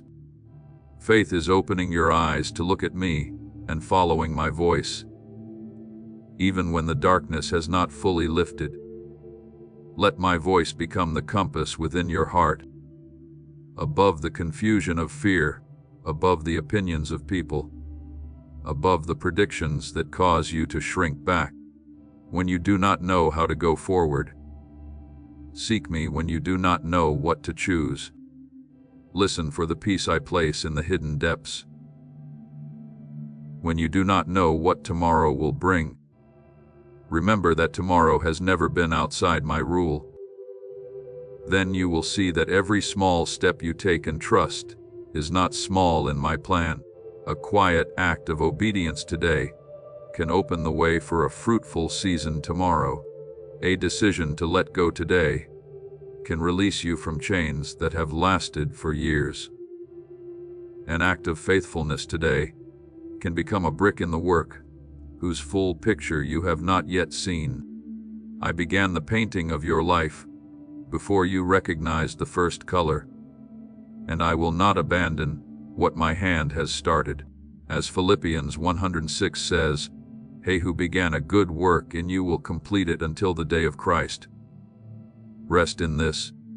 I am not only the one who calls you to walk, I am also the one who keeps you on the road, corrects what is gone crooked, heals what is wounded, gives strength where there is weakness, and fulfills what I have promised with faithfulness that never diminishes. So today, step out not with the pride of one who thinks they know everything, but with the peace of one who knows they are being held. Step out not because you are certain of every detail, but because you are certain of your Father. Step out not because you have no more questions, but because you have learned to place those questions in the palm of my hand. I am your foundation, your rock, the one who leads you through dim places and gives light to each step at the right time. The things ahead will not destroy you when you remain in me. They will cause you to grow, to bear fruit, and to become more complete in love. Trust me, my beloved child. The greater picture was begun by me long ago, and every brushstroke of your life, even the ones you once did not understand, is being gathered by me into a masterpiece of grace, where in the end you will look back and say, "The Father led me with love, and not one step in his hands was wasted." My beloved child, learn to recognize my ways, not only through great things that astonish your eyes, but also through the very gentle movements in the hidden depths of your soul. I do not always come to you with thunder echoing on the mountaintop. I do not always lead you with radiant signs that make every doubt disappear at once. Many times I come like a soft wind touching the place where your heart is tense, like a quiet peace descending in the middle of tangled thoughts, like a very small reminder that is still enough to let you know you have not been abandoned. You have grown accustomed to the noise of the world, accustomed to pressure, accustomed to voices demanding that you hurry, prove yourself, and react immediately. But my voice does not fight for its place through chaos. My voice carries power, but that power is clothed in gentleness. My voice is deep, but it does not crush your soul. My voice is holy, but it always carries life. There are times when you think that if I am truly leading, everything must become clear at once. Every door must open immediately. Every answer must appear like writing on the wall. But I teach you another rhythm, a rhythm that belongs to the kingdom of heaven, where guidance does not begin with outward noise, but with inward listening. Elijah once stood before a mighty wind that tore through the mountains, before an earthquake that shook the ground, and before a great fire that blazed. Yet I did not choose to reveal myself in those fierce manifestations. Then after the fire came a still small voice, 1 Kings 19:12. And it was in that gentleness that my weary servant recognized the presence of his father. My beloved child, you too will recognize me in this way, when you stop chasing every sound that scatters you. When you lay down the fear of having to understand everything immediately, and when you allow your heart to become quiet enough to hear what I am saying. I know there are days when your mind feels like water being stirred, when one thought has not even passed before another comes rushing in, when one question has not settled before a new worry rises. You want to know where to go, what to choose, what to release, what to keep, whether to continue or to stop. But my child, I do not lead you through confusion. Confusion may come from fear, from old memories, from the pressures around you. But my guidance always carries the mark of peace. Not peace because everything is easy, but peace that surpasses understanding. As Philippians 4:7 says, the peace of God, which surpasses all understanding, will guard your hearts and minds through Christ Jesus. When I confirm something within you, it may not cause you to know the whole future, but it will cause your heart to stop thrashing in fear. It will be like a small lamp placed in the right place, giving enough light for the next step. Do not despise the gentle confirmations I place along your path. A scripture returning to your heart at the right moment. A reminder from someone who does not know what you have been praying about. A door closing yet bringing with it a strange sense of release. A small direction suddenly becoming clearer after many days of uncertainty. All of these can be ways in which I touch you. I do not force you with cold power. I do not drag you along as though you had no will. I invite you, lead you, and teach you to discern so that your obedience will not be a reaction born out of panic, but a response born out of love. The Lord has said, "My sheep hear my voice, and I know them, and they follow me." John 10:27. You belong to me, so you can learn to recognize my voice. At first, you may still be confused, still ask again and again, still need time to distinguish it. But I am patient with you. A gracious father does not rebuke his child for learning how to listen. I will teach you with the steadfastness of love. Remember Samuel, when he was still young in the temple. He heard the call in the night, but thought it was Eli's voice, because he was not yet accustomed to recognizing my voice. I did not rebuke him for what he did not yet understand. I called again and again, until he knew how to answer, "Speak, Lord, for your servant hears." 1 Samuel 30:10. Do you see? I do not only call those who are already skilled in discernment. I also call hearts that are still young, but willing. I can patiently repeat the invitation, gradually make clear what you do not yet understand, and lead you step by step into deeper intimacy with me. What I seek is not a soul that is confident it knows everything, but a soul humble enough to pause, listen, and say, "Father, teach me." Perhaps before the things that lie ahead, you still feel small. You look at the responsibility, the calling, the souls that need to be touched, the doors that are beginning to open, and you wonder whether you have enough strength to continue. But my beloved child, I have never chosen you only to leave you to manage everything by yourself. When I call, I also equip. When I send, I also go with you. When I place a seed within you, I also know how to nourish it until it grows in its proper season. He who calls you is faithful, who also will do it. 1 Thessalonians 5:24. You do not need to turn yourself into a perfect person in order to be worthy of the calling. You only need to remain in me, so that I may do my work in you, through you and beyond you. Therefore, do not let fear make you believe that you must carry the entire journey by your own strength. Fear often tells you that if you do not control everything, you will fail. If you do not understand every detail, you will lose your way. If you are not strong immediately, you cannot continue. But I tell you that true strength does not always appear loud. Sometimes strength is the quietness of a heart that still believes while it has not yet seen. Sometimes strength is standing firm for one more day, praying one more prayer, forgiving one more step, remaining faithful in one more small thing. As Zechariah 4:6 has written, "Not by might nor by power, but by my Spirit. You will not go far by earthly striving, but by my Spirit lifting you from within." Darkness may cause you to forget for a moment that light has been planted in you.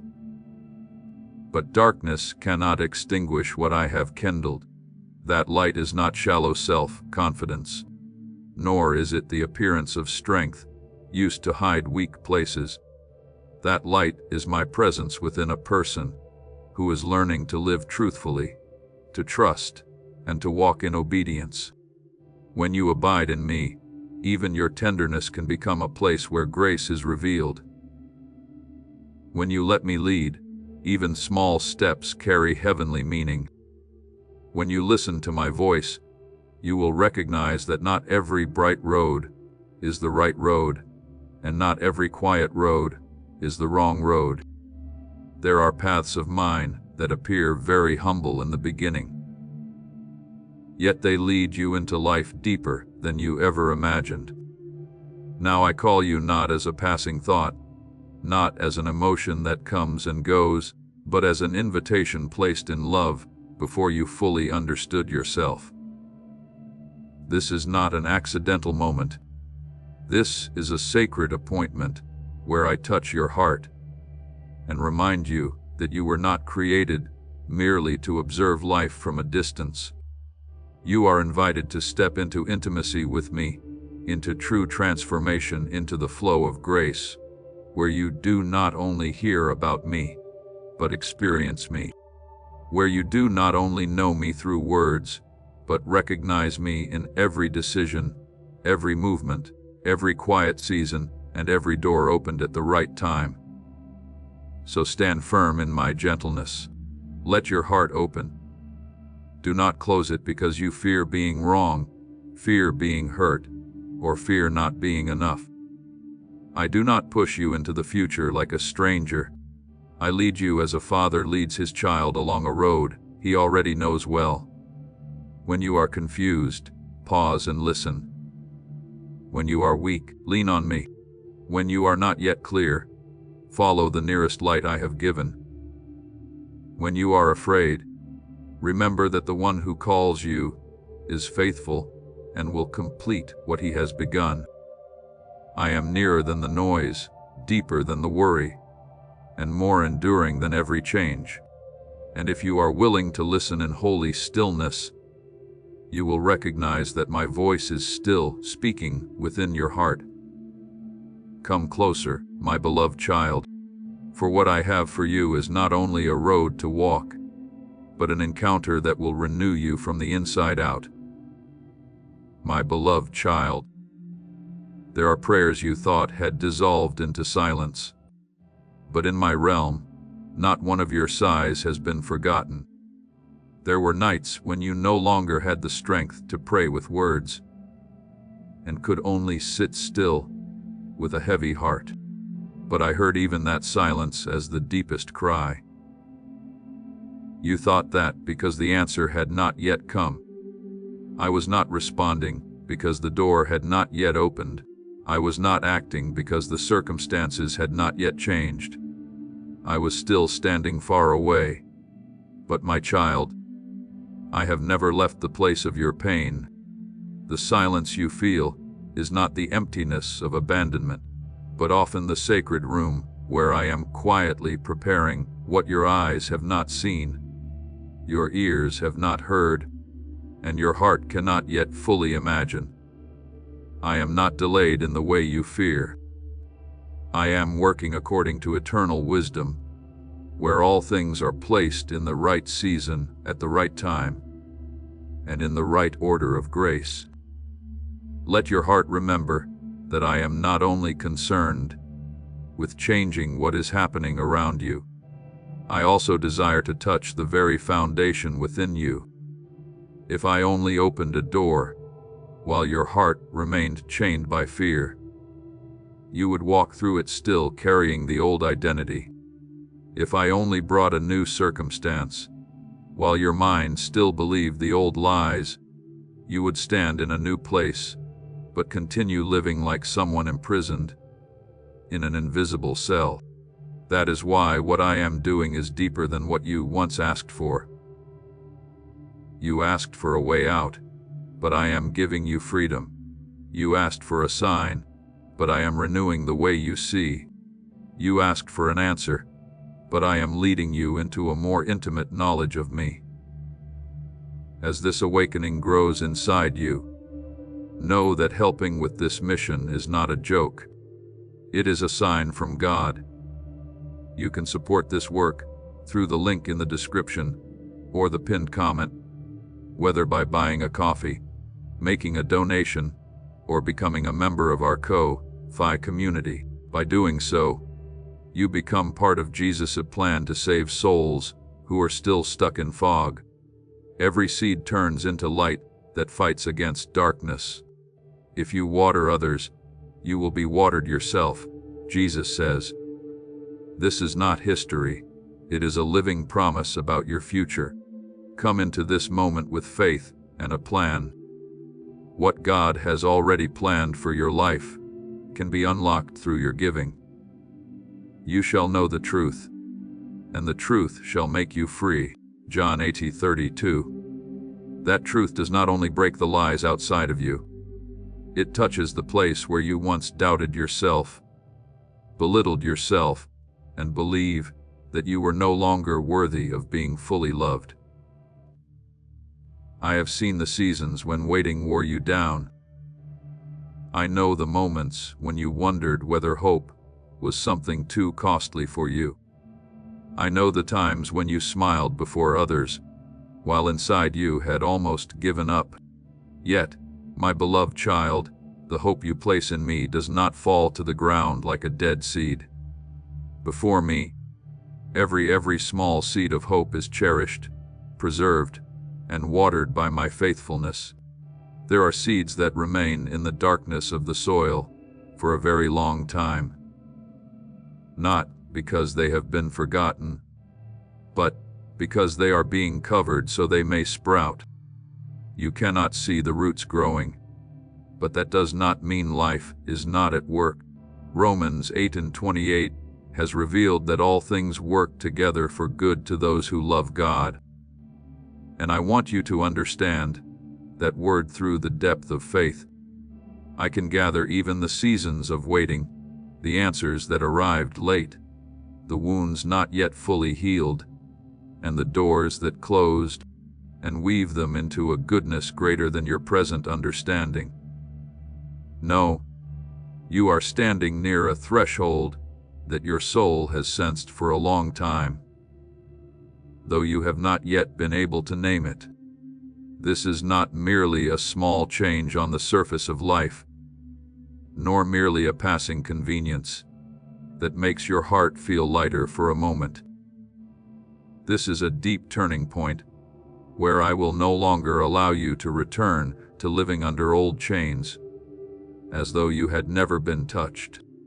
There were thoughts that repeated again and again in your mind, saying that you were not enough, that you were too late, that you had been left behind, that you could not be fully restored.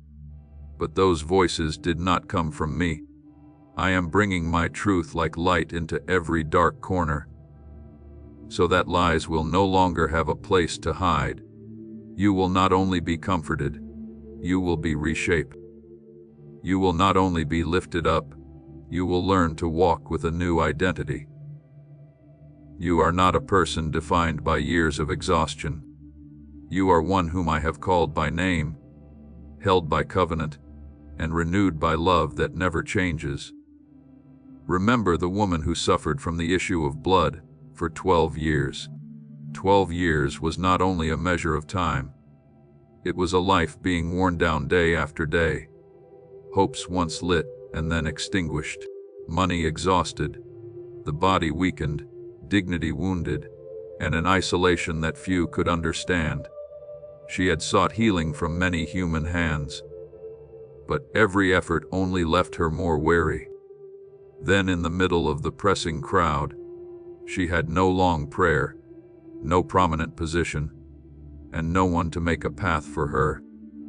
She only carried a trembling yet genuine faith, thinking within herself that if she could only touch the garment of the Lord, she would be made well.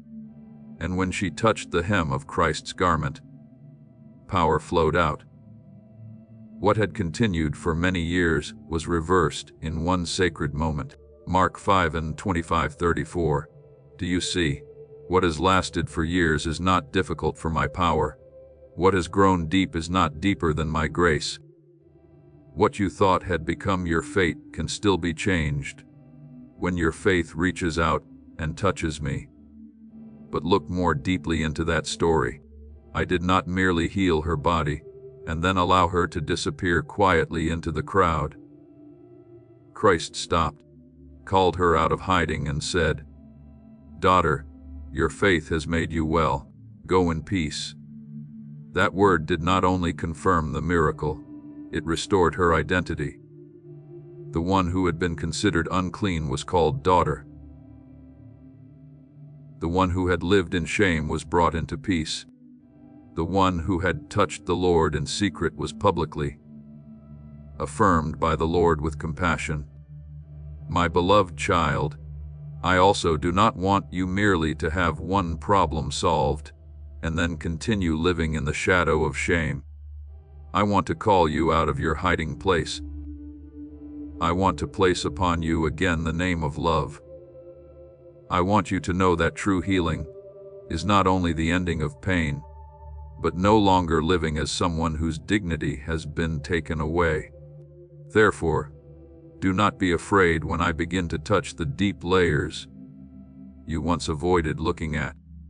Perhaps renewal will begin with me shining light on a false belief you have carried for far too long. Perhaps I will remind you to release an old condemnation, to forgive yourself, to leave behind a way of thinking that has made you shrink.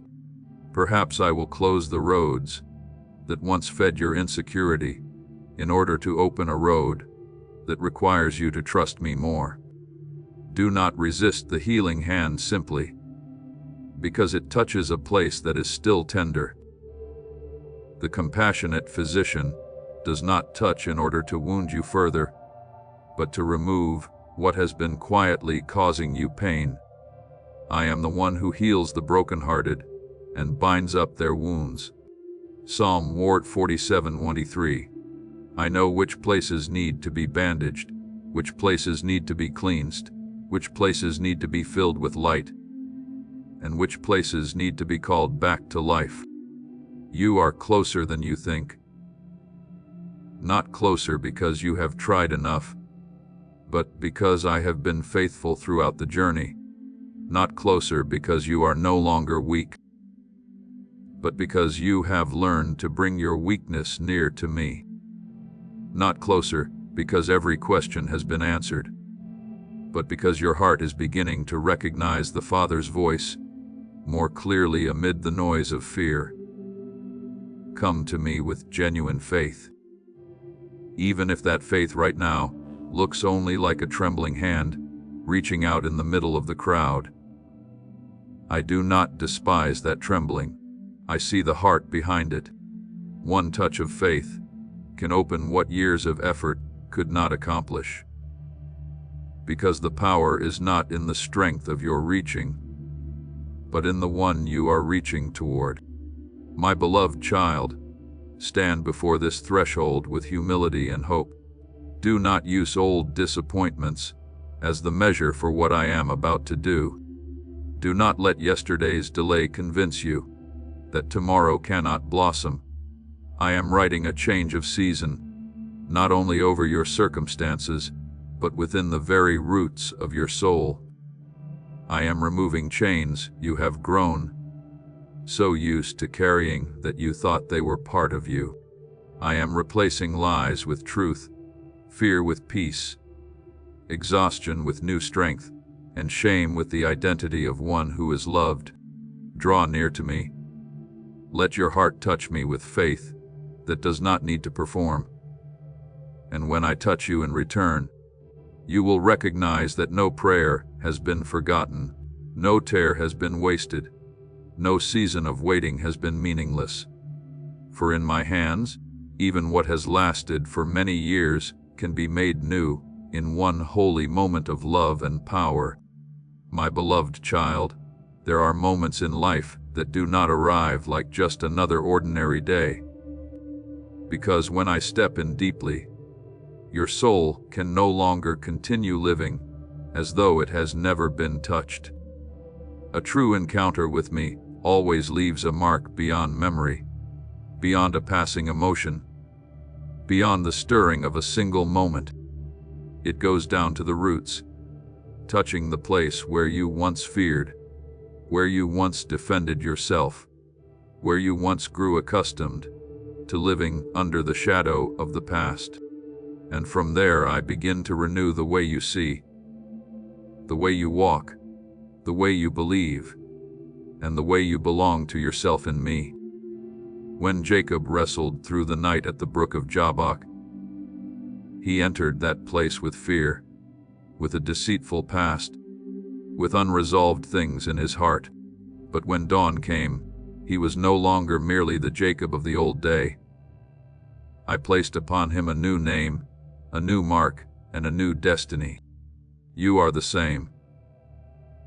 When the moment I have appointed comes, you will not only be comforted for a little while, you will be marked by transformation, so that what once held you will no longer have the authority to name you. I know you have become used to waiting with your eyes fixed on what has not yet happened.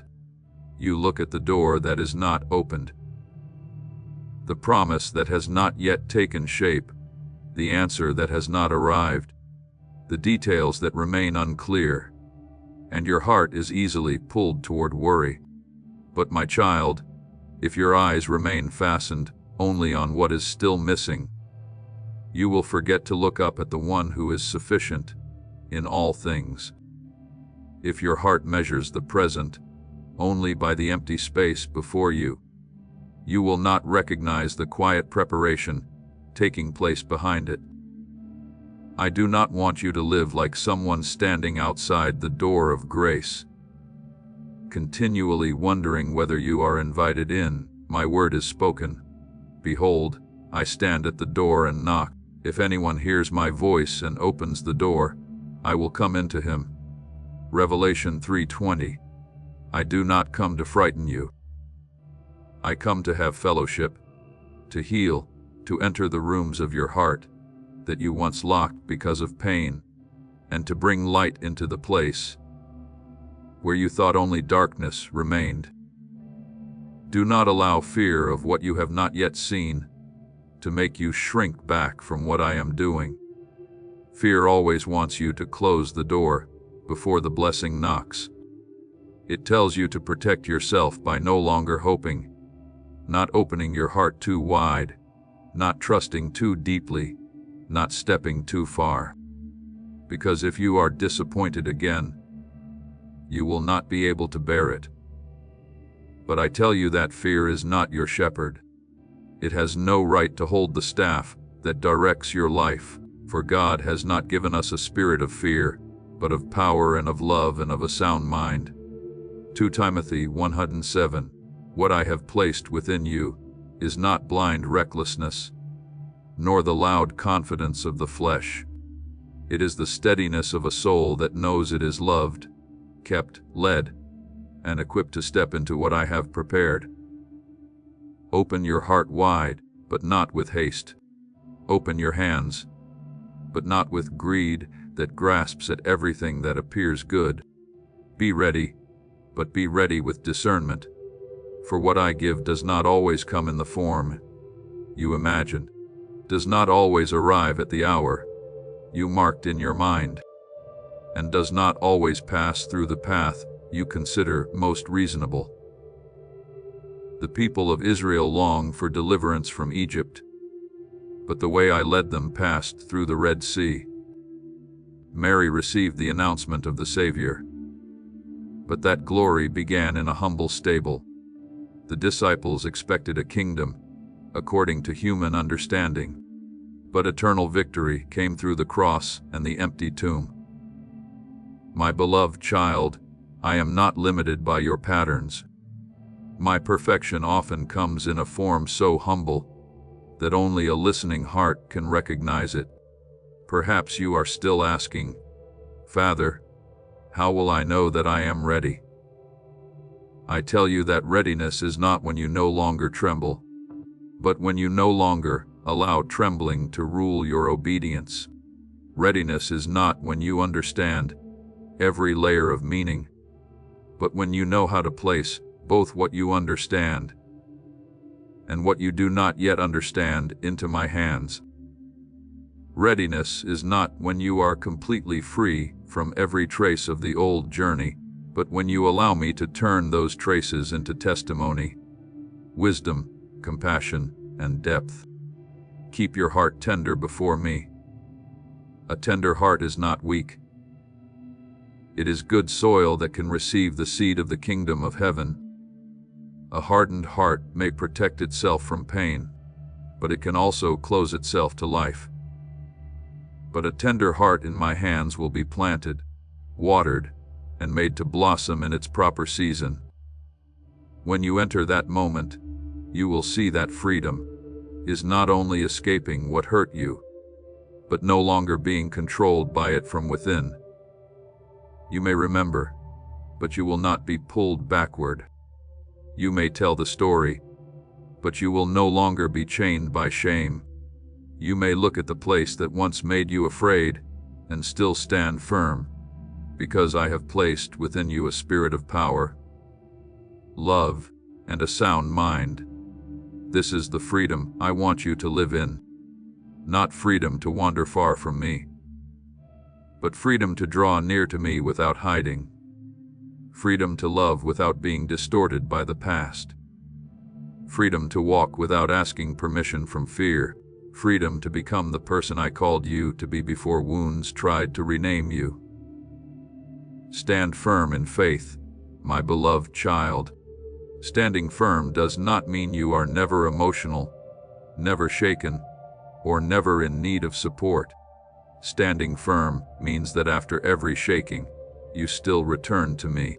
After every question, you still choose to trust. After every wind, you still let your feet cling to the rock. Let your expectation be purified from impatience. Let your hope be protected from narrow predictions. Let your heart be ready to say, as Mary said, "Behold the maidservant of the Lord. Let it be to me according to your word." Luke 1:38. That is the response of a soul that does not understand every consequence, yet recognizes that the one who speaks is faithful.